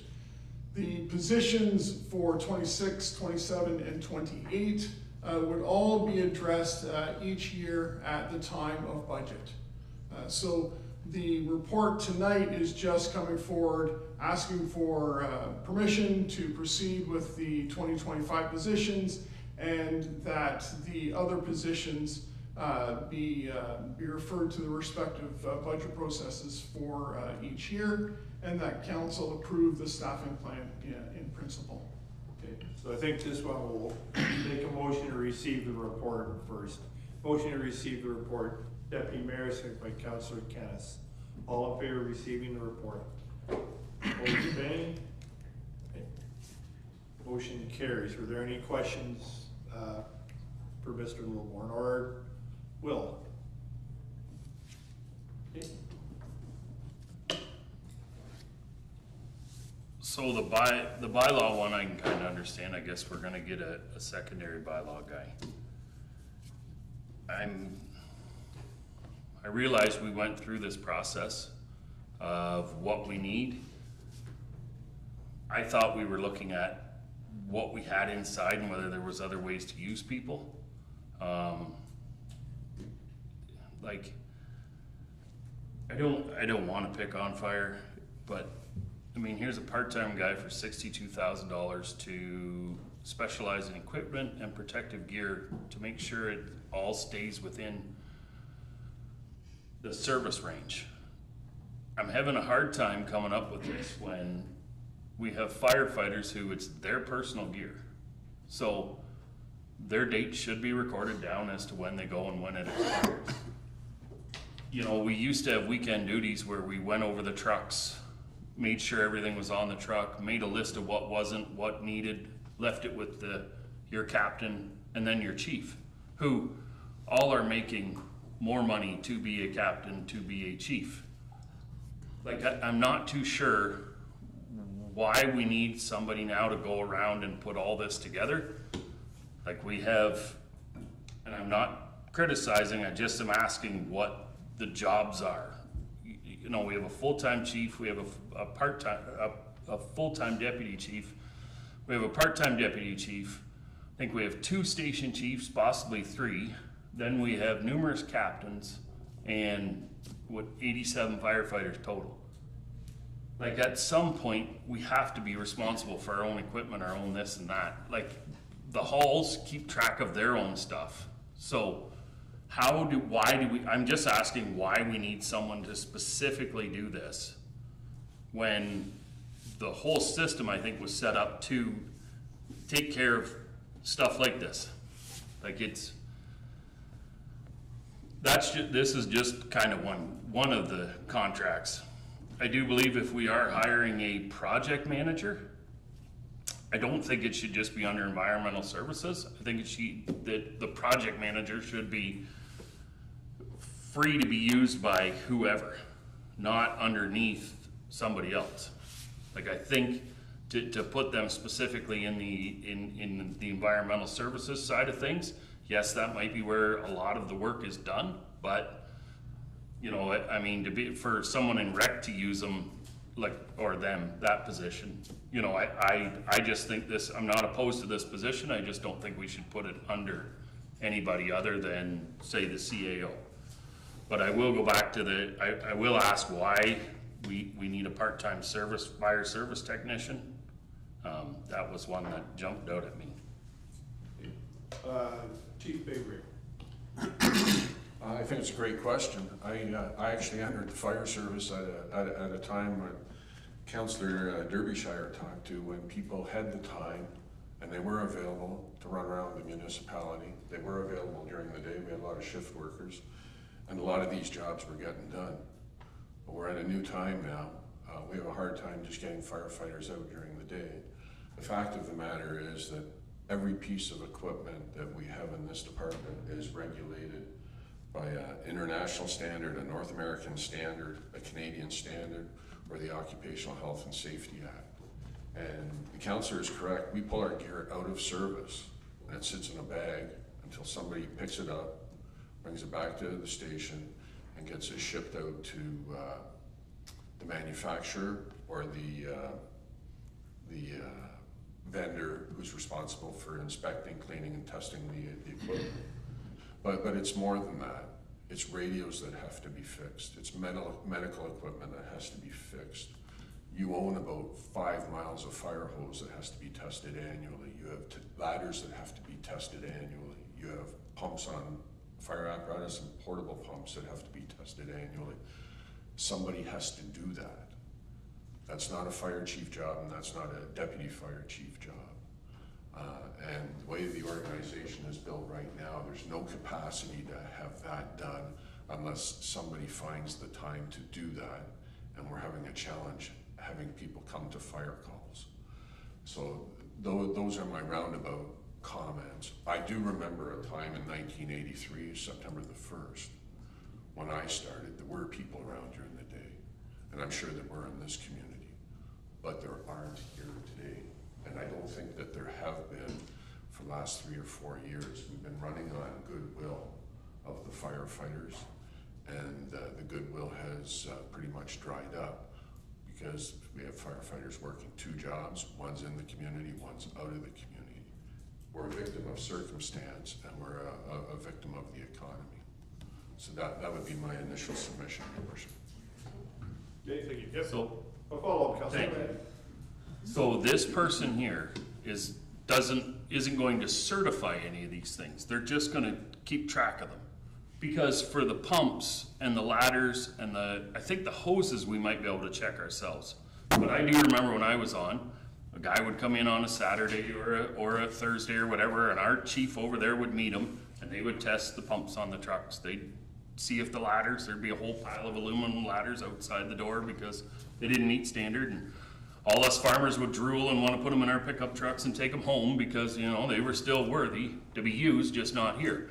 So, like, I do understand that it does take a bit of time, but, you know, on the other side of this, like, that's $62,000 to a guy that, you know, I just don't know. I don't know. Like, I guess I look at the way the system was set up before they made everyone get certified and become certified and spend so much time training that you actually learned the side of firefighting. You learned what pumps did, what your ladder looked like, and how your hose felt. So I don't know. I just have a hard time with this. That's just me. It seems like a lot of money for someone to organize stuff, I guess. Yep. Any other questions? Okay. Seeing none, there are 4 other motions in front of you. The council approved the staffing plan 2025 to 2028 in principle. The council approved the following positions for 2025 as listed below. That all these positions will be funded from the current municipal and water and wastewater utility budgets for 2025. That the positions for 2026, 2027, and 2028 be referred to the respective budget processes for those respective years. So, Councillor Kennis, second by Deputy Mayor. Sorry. Just now that we're into the vote for it. So the province and the feds have asked themselves to look at their operation budgets and see where they can make cuts and make tents because stuff's tightening up. And I realize we're gonna say we're all understaffed and everything's under, but then we look at the growth that's happening in this place and it's almost stopped. We talk about how the DC charges are gonna move to where it's buy an occupation and, you know, our cash flow might not be what it is. And we seem to be one of the only places that are adding 20 positions over the next 4 years. Like, some are needed. I'm not saying they're not needed. When I look at what we're doing, you know, we're expanding our workforce in a time where we're actually on a decline with what's going on. I know we seem rather busy through COVID, you know, that a lot was going on, but we don't have as much going on now. Like we're kind of headed on the downward strive, and unless interest rates and other things turn around and begin us going back up in this direction, there might not be a whole lot of money left to spend on any projects to manage. You know, the bylaw guy might be very busy because people are not going to be able to afford the taxes that we need to keep 20 more people. Not only that, the pay increase, which we're gonna see coming up next. Like, you know, at some point we have to look. I realize we all say we're running bare bones and we don't have enough, but are we moving forward enough to justify what we're doing here? You know, to me, I think there needs to just be more thought put into to this here, other than just a meeting that we had over there. Fair enough. Any other comments or questions? Seeing none, all in favor of the motions? Opposed, if any? Motion's carried. Next is the list of the outstanding motions. 600,000. Thank you, Your Worship. The report in front of you this evening, again, is just a list of those outstanding motions. Staff is looking for some direction on how you want to proceed. Motion to receive the report first. Deputy Mayor? Yes, second by Councillor Pelkman. All in favor of receiving the report? Fair enough. Open it up. Deputy Mayor. Thank you, Your Worship. This is the second time we've seen this, and it keeps getting pared down. I'm kind of looking at this myself from the idea of how many do I actually need left on, and everything else gets dumped. And I would put a caveat to that certainly under the old procedures bylaw, the clerk will know the new one far better than I. It used to be, if a motion had been made, it can't be revisited for 6 months. If that is a challenge to council, we could, for any of these motions, we could say that we can visit it inside that 6-month period. We can always do that, even under the old bylaw on unanimous visions. But I'm really, like, I'm looking at these and I mean, I've read it, almost all of them out. They either don't apply anymore, or let's just get them off the page and bring them back in if we really want it. And hopefully, when we do make a motion, staff are able to bring them back to us. So at any given time, we're maybe dealing with a handful. That's how I would like to deal with it. Okay, any other comments? Councillor Wilsey. Each of these motions were made and voted on by council as a whole. I think if we're going to discuss them, we should be discussing them. I don't know if a council meeting where we only had a few minutes to discuss this entire 3 pages worth of motions is the correct time for that.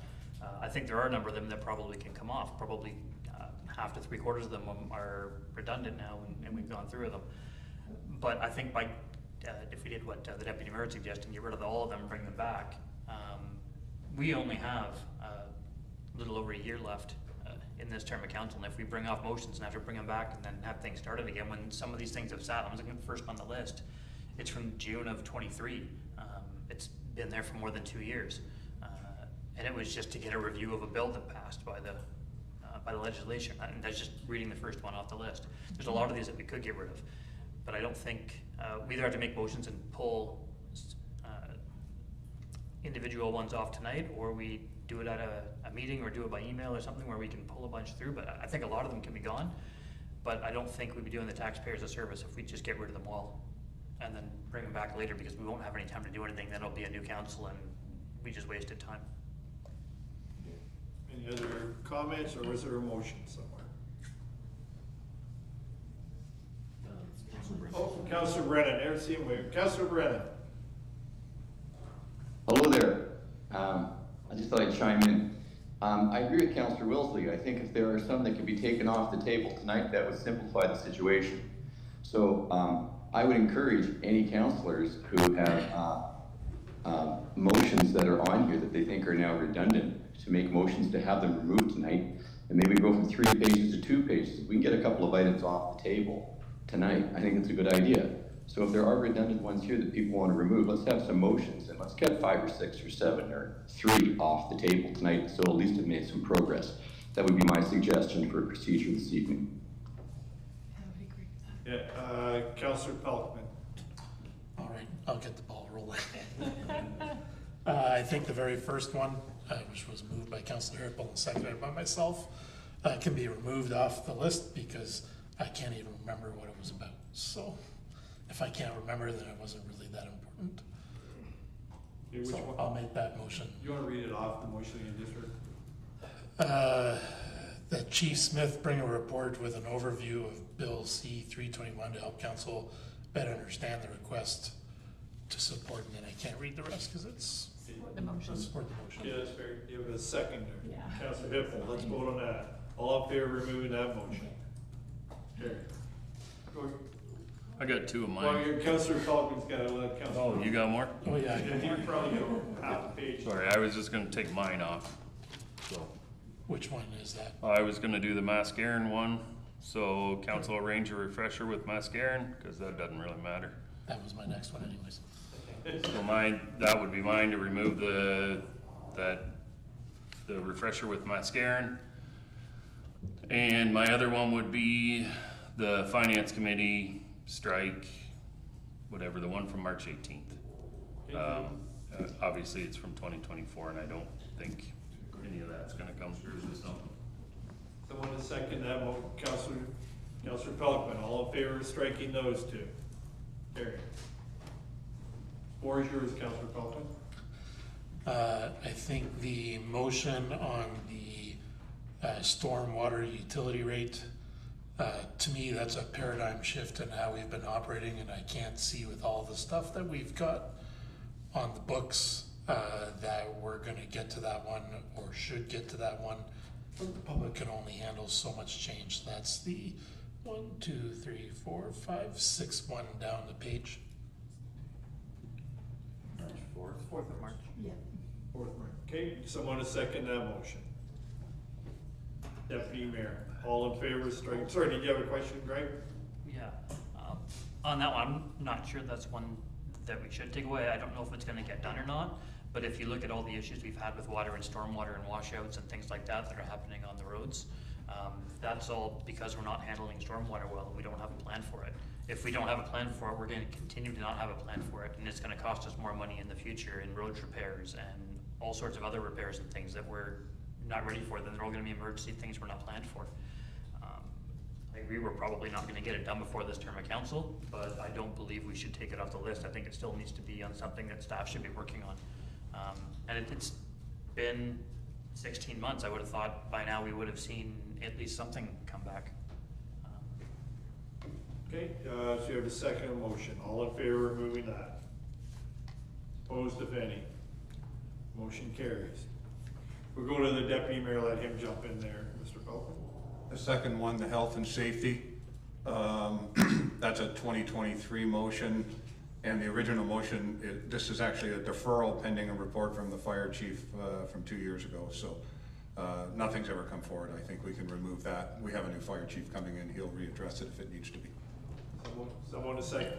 Councillor Hippel, all in favor of striking that? Carried. Do you have more on the list, Councillor Pelkman? I do. The Green Roads pilot project, again, I think we just have too much on our plate to worry about that right now to look for new technologies when we're maybe not in a position to lead the province or the country on those issues. Someone to second that motion. Councillor Wilsey. What was the date of that, Councillor? I don't know. Okay, it was the Green Roads. It's a long ways down the list, so. We had 1 second, we'll find all in favor of striking that Did motion. you find it? December 18th. The one that staff provide council with report planning engineering departments regarding impact of bylaw requests for new roads, have bike paths and safety markers. Yes. Is that the green? Is that- Or is it staff prepare a report on the investigation on other alternative construction That's- materials and methods? That's the one. What date's that? That is July 15th. Yeah. Okay. Do you have others, Councillor Pelkman? Go with the bike paths. There's a motion on the books about striking a planning committee, considering we don't really have a planning department right now, that I think that that's one that could fall off the books. I mean, it's certainly something we can revisit at some other time, but I think for now it can be removed. I brought that one, so I will second that one to remove that. All in favor? All in favor of striking that one? Motion carried. Okay, Deputy Mayor. On page 2, 6 down in the blue, Frank's motion, I seconded it, strategic plan. It's basically for the CAO to bring forth an implementation of the strat plan. That's never occurred. And in fact, that CAO is no longer with us, and our current one is doing that. So I would motion to remove that. Do a seconder for that motion. Councillor Kennis. All in favor of striking that motion? That carries. And I have another one here. Frank, it's another one of your motions. Further down that page in the white development charge interest rate policy, in lieu of the report that we have tonight about the DCs, I think we can remove that interest rate. Okay, are you gonna second that, Councillor Kennis? Absolutely. All in favor of striking that one? Any others? Councillor Derbyshire. No, go ahead. Frank hasn't done any strikes them. There's two there on the top of page 2. Your microphone on, Councillor. Oh, sorry. There's 2 on the top of page 2, draft expression of interest for housing projects. I think based on conversations we've had about getting into more housing projects, that perhaps those 2 could be eliminated. I'm not sure. Just for clarity though, just I wanna make sure that gets said, Councillor, but we brought up about declaring land surplus as part of the Housing Accelerator Fund. That's not included in that one. So someone to second that motion. Yeah, that's, I mean, my thinking is, we're like. We're not gonna build anything. We're not building anything. Yeah. That's fair. I'll second it. Okay, all in favor of striking that one? Motion carries. That one's actually about having a strategic meeting about it. Got one behind you with John. He's Yeah, Councillor Brennan. Thank you. The 4th item on page 3, BDO Canada, Strathroy-Caradoc Housing Corporation, dated 18th February. I think that's redundant. I'd move to remove that. Someone to second. Deputy Mayor, all in favor? Carried. Do you have any more on your list, Councillor Paulkman? We may get the whole thing done this evening. Just one more to be removed, but I think some could be joined together, but that's a whole different issue. Councillor Derbyshire made a motion about getting a list of trees and that are on the municipal roadways and a plan to trim them, I believe. I know we have a process in place now. That stuff is dealt with as needed. Just when I look at this and I tried to think, okay, what would all be involved in actually making that report? I think we'd probably have to survey every tree along our roadways to see which trees are actually on municipal land and which ones aren't. And then we'd have to hire an arborist to look at all of them. And I think that would be an incredibly expensive motion to try to accomplish for the purpose that it was set out for.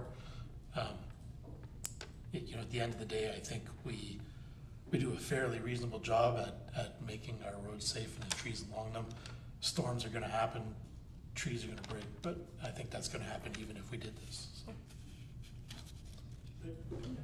Did you want to second that, Councillor? No, come drive down Old Drive on a windy day. I mean, there's limbs, we not make, I understand, but there are some trees down our back roads that are in really bad shape. Like, we lose limbs, on a heavy windy day, we lose limbs. Like, I'm not saying we have to implement it, but we should at least know what's ours, who's ours, and what should be taken care of. You know,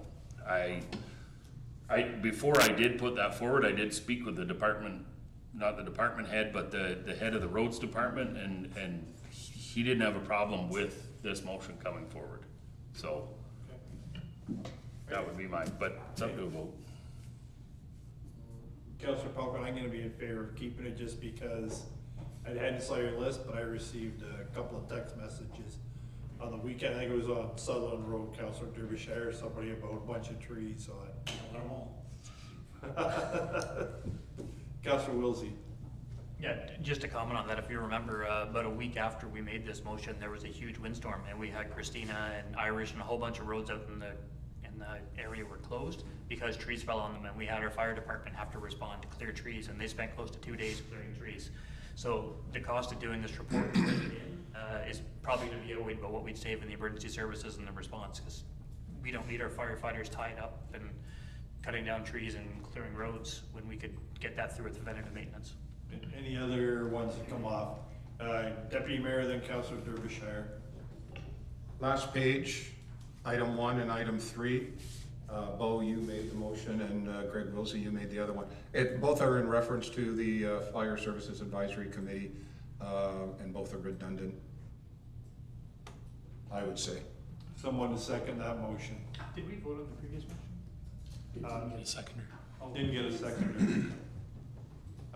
Someone to second the Deputy Mayor's. Councillor Canis, did you put up your hand to second? Yep. Any comments? Seeing none, all in favor of striking those? Carried. Councillor Derbyshire, and then maybe we'll move on because we'll be here. I've got 5. I can just read the dates off. They're ones that we've already dealt with. Okay, perfect. So We'll go to you. on the March 18th, it was a report regarding procedures from the train stoppages. We had that report a couple weeks ago. We had the June 3rd one. It was told staff to go after collecting charges from Westdale, but that was from June of 2024. I'm assuming that one's done. On the 17th, we asked our previous CAO to come forward with how to do our strategic plan. I think we can probably get rid of that one. That one's been a year. That same meeting, we asked for a report on bylaws for noise parking property standards that were proposed but were finalized. We don't have anyone in that department now, and that's been a year. I think we can get rid of that one too. I'm willing to take any of these off if council wants to. And then the other one is a request for review and fair compensation for the CIP program. We dealt with that 2 meetings ago. So those 5. I can read the dates off to you if that's easy. That'd be great.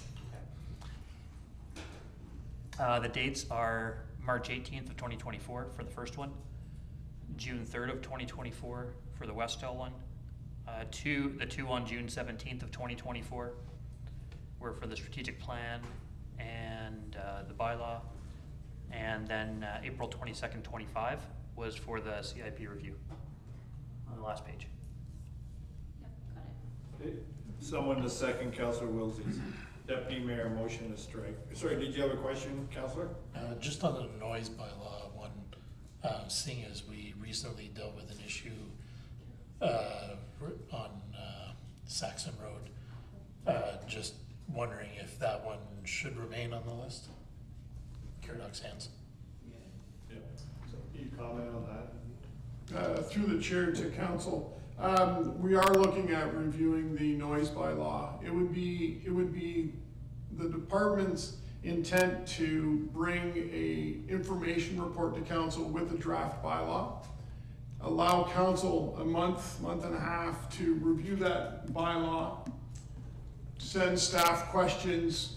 Then after that 4 weeks to 6 weeks, we would bring back incorporating the suggestions or concerns, or answering those questions or concerns, and bringing back a finalized draft for council to vote on at another meeting 4 to 6 weeks later. So it gives council the time to read the draft bylaw, absorb the bylaw, provide questions to staff.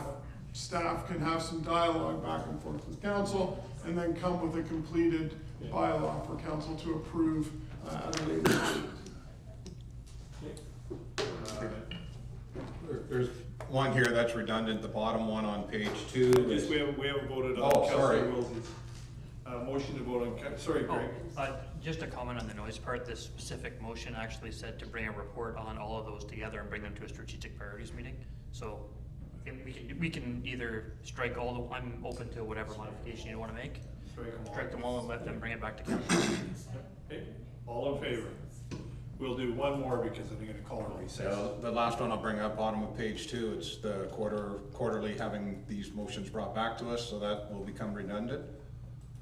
But I would like to see this finished list that we're dealing with tonight, like whatever's left, can we see it at the next meeting? Instead of trying to compile all that now, so that we can, maybe there's a few more. Someone to second the motion. Councillor Kennis. Hold on. What's wrong with getting this update quarterly? Yeah. But I, Well, once we get all of these done, they should just be able to keep them up, period. but I guess what they're saying is then you just give us the list quarterly. So it's like, if we make new ones, they'll be on there. I don't think it's a bad idea to just see what we're in, what we've got, what we haven't got, and maybe do this quarterly. Otherwise, we go No, that's through, fine. we just go through then, what have we done, what haven't we done, you know. Okay. Right, so we have a second motion. I'll withdraw. Withdraw his motion, okay. We'll go one more, oh, wait, Councillor, then we'll go Councillor Derbyshire, then Councillor Kennis. December 18th, 23, where we ask about to get a report and create a bylaw that all new roads and intermediate roads include bike lanes and safety markers. I don't even know if we can make that. I think the province took that out. No, we took the Green Road Initiative out. Yeah. Okay, any comment on that? Councillor Pelkman. I guess the only reason that I would hesitate to remove this is on any of our primary roads, which are all county roads for the most part. So it kind of makes it redundant, I think. But it's not a problem to ride down a bike down Drury Lane. It is a problem to drive a bike down Albert Street. And so I would like something in place that would keep those primary routes that are heavy in traffic in play for bike lanes, not necessarily to promote commuter traffic to try and reduce the number of vehicles, but just for safety of cyclists. But they're not our roads. No, I don't, so I'm So- hesitating, I'm just I know. bringing it up because I think. So, motion to strike that, all in favor? Carried. Councillor Kennis, and I will call a recess. Well, I think we should just stop there because I think we've already passed motions twice to get rid of the Right. same thing twice, so I think we should Okay. just stop. So motion to recess until 8:15. Deputy Mayor, second by Councillor Pelkman, all in favor of recess. See you back at 8:15.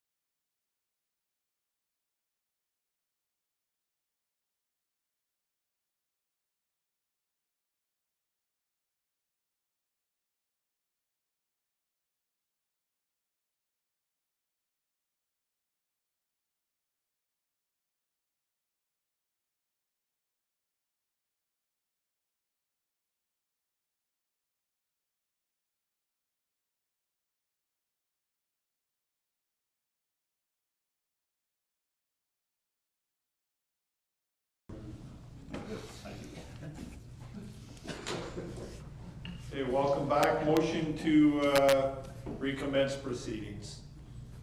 Deputy Mayor, second by Councillor Canis. All in favor? That motion carries, and welcome back, Councillor Brennan. Up next is the 2025 non-union market compensation review report, follow-up from HR. Are you giving that one, or will this? All right, thank you for having me this evening, through Chair to Council. So the report in front of you this evening is a follow-up to the June 16th meeting where the report and presentation was brought to Council regarding the non-union market compensation review. At that meeting, Council passed a motion to approve option number 1, which was moving employees from the current grid to the new grid at the same step, subject to staff finding funding within the existing budget. At that same meeting, Council passed a motion to bring back information on implementing benefits for Council members, including medical and dental benefits and OMERS. In terms of the non-union wage grid, we did receive a refund from the WSIB in the amount of just below $250,000 that we would like to use to fund the increase in the budget for 2025. And then just a note on that approving this would be pre-approving it an approximate 1.88% operating budget increase for 2026 to fund the additional funds on a go-forward basis. I'm not going to go through all the details for the council benefit costs, but that would be approximately $93,000 if it were implemented using the existing benefit plans and OMERS plans. And just one final thing to note, I should have put it in the recommendations, just an explicit motion that the funds from the refund for WSIB be allocated to funding the new wage grid and the move in for staff to the new wage grid. If there's any questions, I'm available for those. Motion to receive the report first. Councillor Canis, second by Councillor Hippel. All in favor of receiving the report? Motion carries. We're open for questions. Councillor Wilsey. I had a question of clarification on the council portion for the OMERS and the benefits. That $93,000, is that just the municipal portion, or will a portion of that be paid by council if it were in the same formula as staff? Because I thought there was a portion of OMERS that had to be taken out of the employees' wages, and in addition, that was the same with the benefits. So do you know the split of that would be and what that difference is? Through the chair to Councillor Wilsey.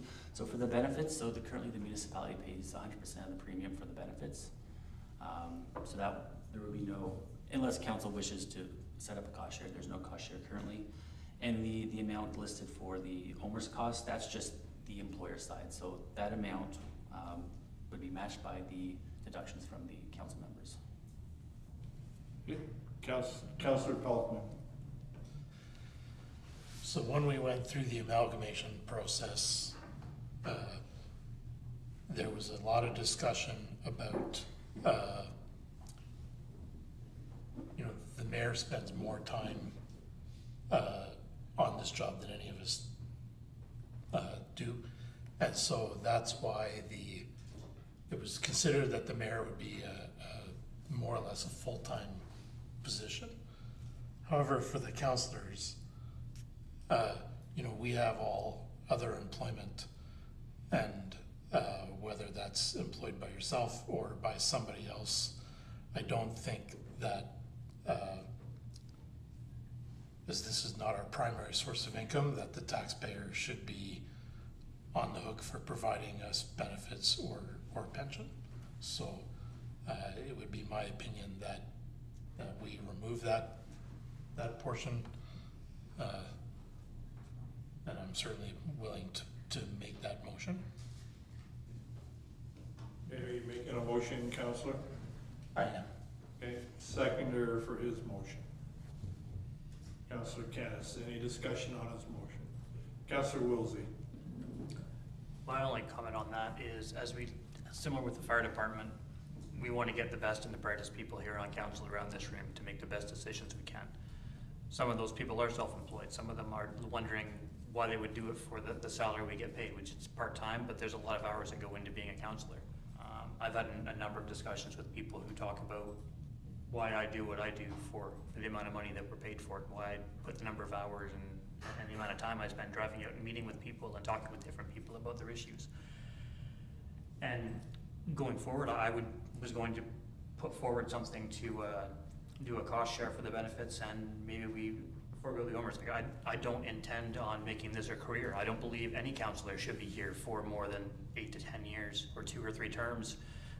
We should let new blood come in and decide what's going on. I don't think this should be a career position where you actually are here long enough to collect the pension. So I'm fine with the pension being gone.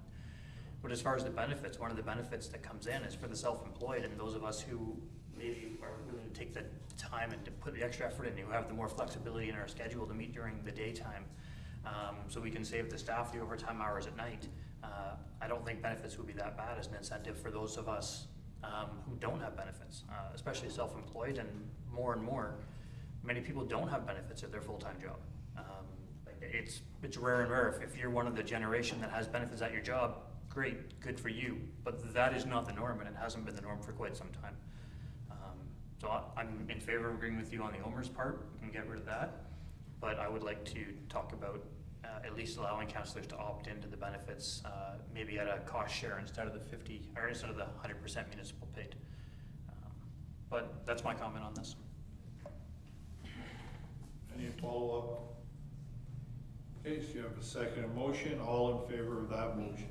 Sorry, was there another question? No? We just want the motion read back, so I understand. Yes, please. Yep. The motion was to remove consideration for benefits and pension for councillors. Okay. All in favor of that motion? Opposed, if any? The motion carries. Any other discussion on the motions? Councillor Derbyshire. Thank you. So I spoke this morning with the finance department just so that I could get my head wrapped around kind of everything and where we're at. So I did speak to him. He was forthcoming and honest about everything, and I asked what we did with the union staff. You know, so he said there was a bump up to get them up to where we are, and then 3.2, essentially 3.2 on a COLA for the next 4 years, and a 4% raise each year for the next 5 years. So that was what the union got. So that, when we now look at the non-union, you know, and I do believe it is a fairly significant jump. It's not that I'm opposed to that. If that gets us into the wage, you know, spots that we need to be to hire, because we're told we can't compete with what's going on. But you know, when you just get looking at the increases that we're kind of going to take on, I mean, that's basically 7.2 every year for the next 4 years on the union side of things. And I know this is a one-time bump up, I think, but I'm assuming next year we'll, in order to stay pace with what we're doing kind of with our union people, it's going to be somewhat the same going forward with the non-union. So, you know, what we give now going forward, we kind of have to make sure that going forward, I know everyone says you need to bump it, we need to move it, it has to be higher, but you know, in 4 years, that's going to be a significant amount of extra money that needs to go into. I'm not saying people don't deserve it.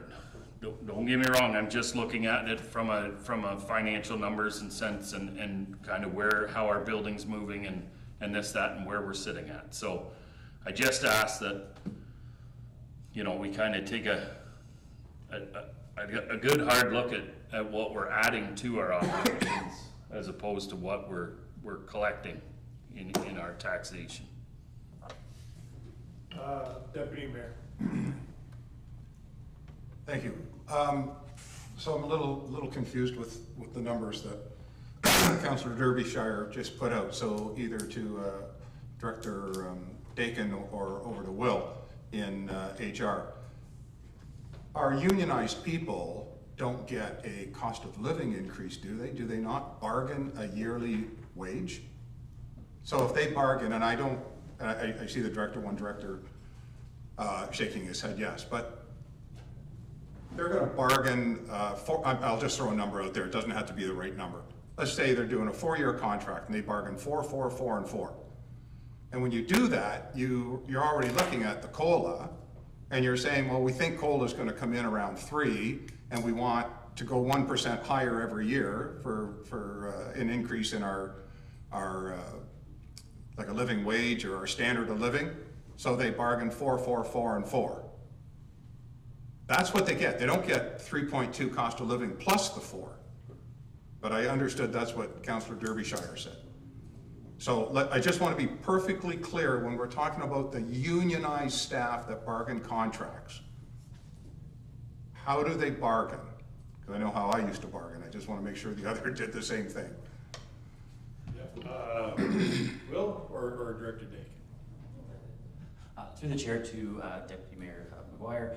So when we talk about increases for the union, we use the wage increase and COLA, we use that term interchangeably. So they only negotiate one increase, and that's including their wage increase and COLA. That's the only increase that they get as part of that bargaining process. And then once the contract expires, we'll go back to bargaining, and they bargain those percentages again. So to be clear, and I'll just say, if they wanted 4%, it's 4, you get 4%, and it can be 4, 4, and 4, and 4. Or we used to use different numbers, but that's what they're bargaining.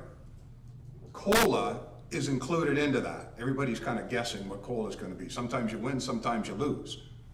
That's why we bargain 3, 4-year contracts, and you do a catch-up clause usually, and you go again. So through the chair to Deputy Mayor, so you are correct, that's, the COLA is included. So they've already bargained, so we've already dealt with the union. What we're dealing with here tonight is a non-union. So as far as union goes, they've already bargained their contract. I think there was a bump up, if I'm not mistaken, to the base wage in this year, 2025, and then they had their 444, whatever it is, they bargained. That's already done and dealt with. Now what we're dealing with tonight is the non-union, and if you recall, council has provided a policy that the non-union get what the union gets or better.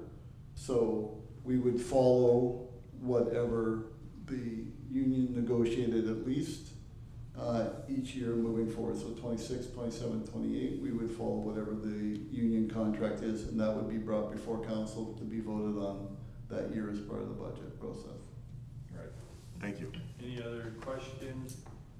Sorry, I will apologize. That must have been my mistake that, I kind of heard that wrong. I thought we talked about a 3.2% COLA and a 4% raise, but that's mine. Maybe the bump was 4%. That's maybe where I was wrong.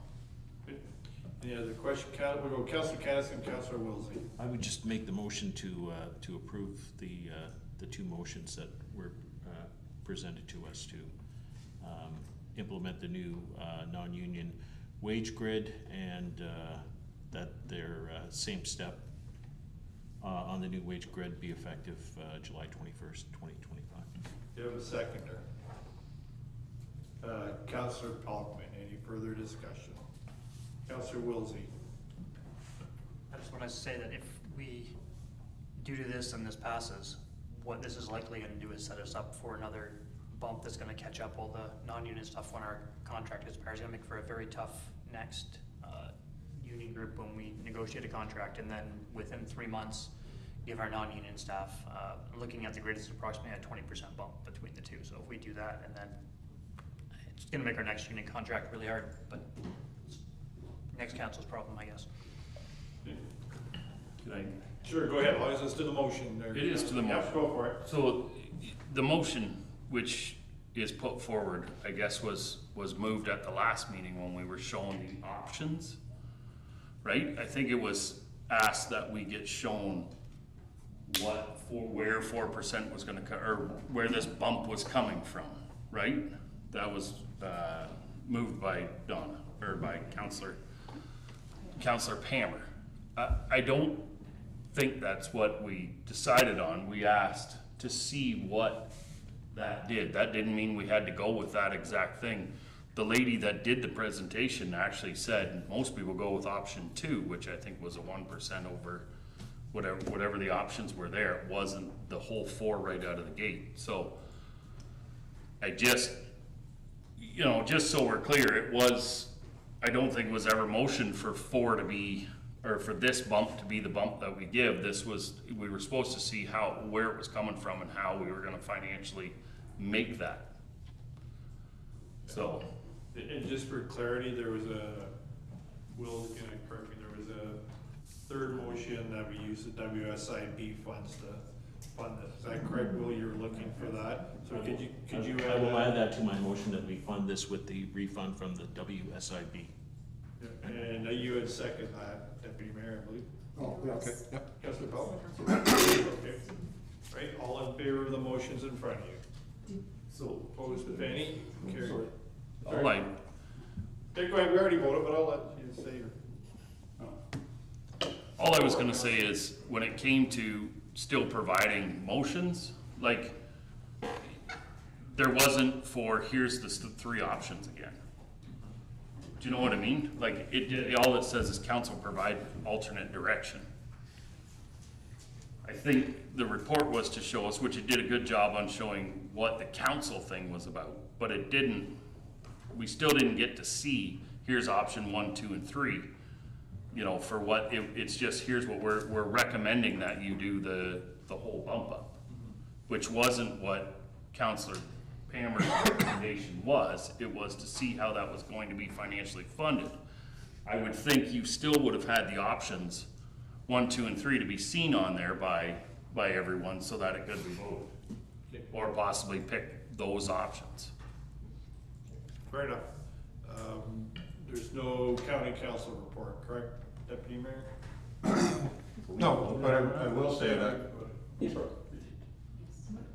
I will just say the search for the new CAO continues, and hopefully it's a process that comes to completion soon. Okay. Councillor Hippel. We're doing announcements and inquiries by members. Okay. You know what? I mean, a whole bunch of people are going to talk about how amazing our staff is, because we did a pride raising the flag, which is fabulous, and there's Pride in the Park and Ribfest, and I know Councillor Kennis and a few other councillors really want to talk to that. So I'm going to talk to something that I don't think anyone else here will, because I was the one that attended this. So a few Sundays ago in June, a gym in Strathroy-Caradoc put on what they called the Little Loop Ultra. So ultimately what that means is, you know, crazy people run around in Alexander Park in the conservation area for 6 hours in the crazy, ridiculous 43-degree heat. But the only reason that I'm bringing this up, because I'm sure all of you are going, why the heck would anyone want to do this, was because the fire department, I want to thank the fire department, because we had Captain Fred Fonger and Lucas Wilson come out on their day off and helped us with the heat, helped everyone with the heat, and made all the kids, there was lots of family games going on and lots of kids things going on, and they got their tanker or their water truck out, and they just you know, they poured the water out, sprayed it. They were doing all these amazing things with the kids, talking to the kids, and just they took their time on a very hot day and came out and participated in something they didn't need to, and you know, that they didn't have to. And I just thought, you know, kudos to them. We've got an incredible municipality here that people help out all the time within Town Hall, and I'm just always amazed by that, and I'm very, very thankful. I'm very thankful for all the people within the community that sponsored that event. Local sponsors mean everything in our community, and the more that we support them, they support everyone else. And you know, just after graduation, the elementary schools within our municipality, all the kids graduating grade 8. I'm noticing a lot of them part-time jobs, you know, with a lot of the businesses in our area and farms and such. And I mean, what would we do without each and every one of us helping each and every one of us out? So kudos to the fire department for that. Kudos to the municipality for doing great work, and keep it up. Councillor Kennis. Yes, I want to commend municipal staff and volunteers for this past weekend for the long hours they put in very hot conditions for the Rib Fest, which ran through the whole weekend, the Pride Festival Saturday, the market ran Saturday morning, and I think it was the same 2 or 3 staff that were at all locations working long hours to keep those going, and it was incredibly hot, and incredibly well attended, everything as well. So I think we can be proud of our staff that worked at those events, and our community for participating in all those events as well. Yeah. Councillor Wilsey. I wanted to say, just to say a couple things about Canada Day. We had a good one here in Strathroy. We had the drone show and the fireworks. It looked to be well attended.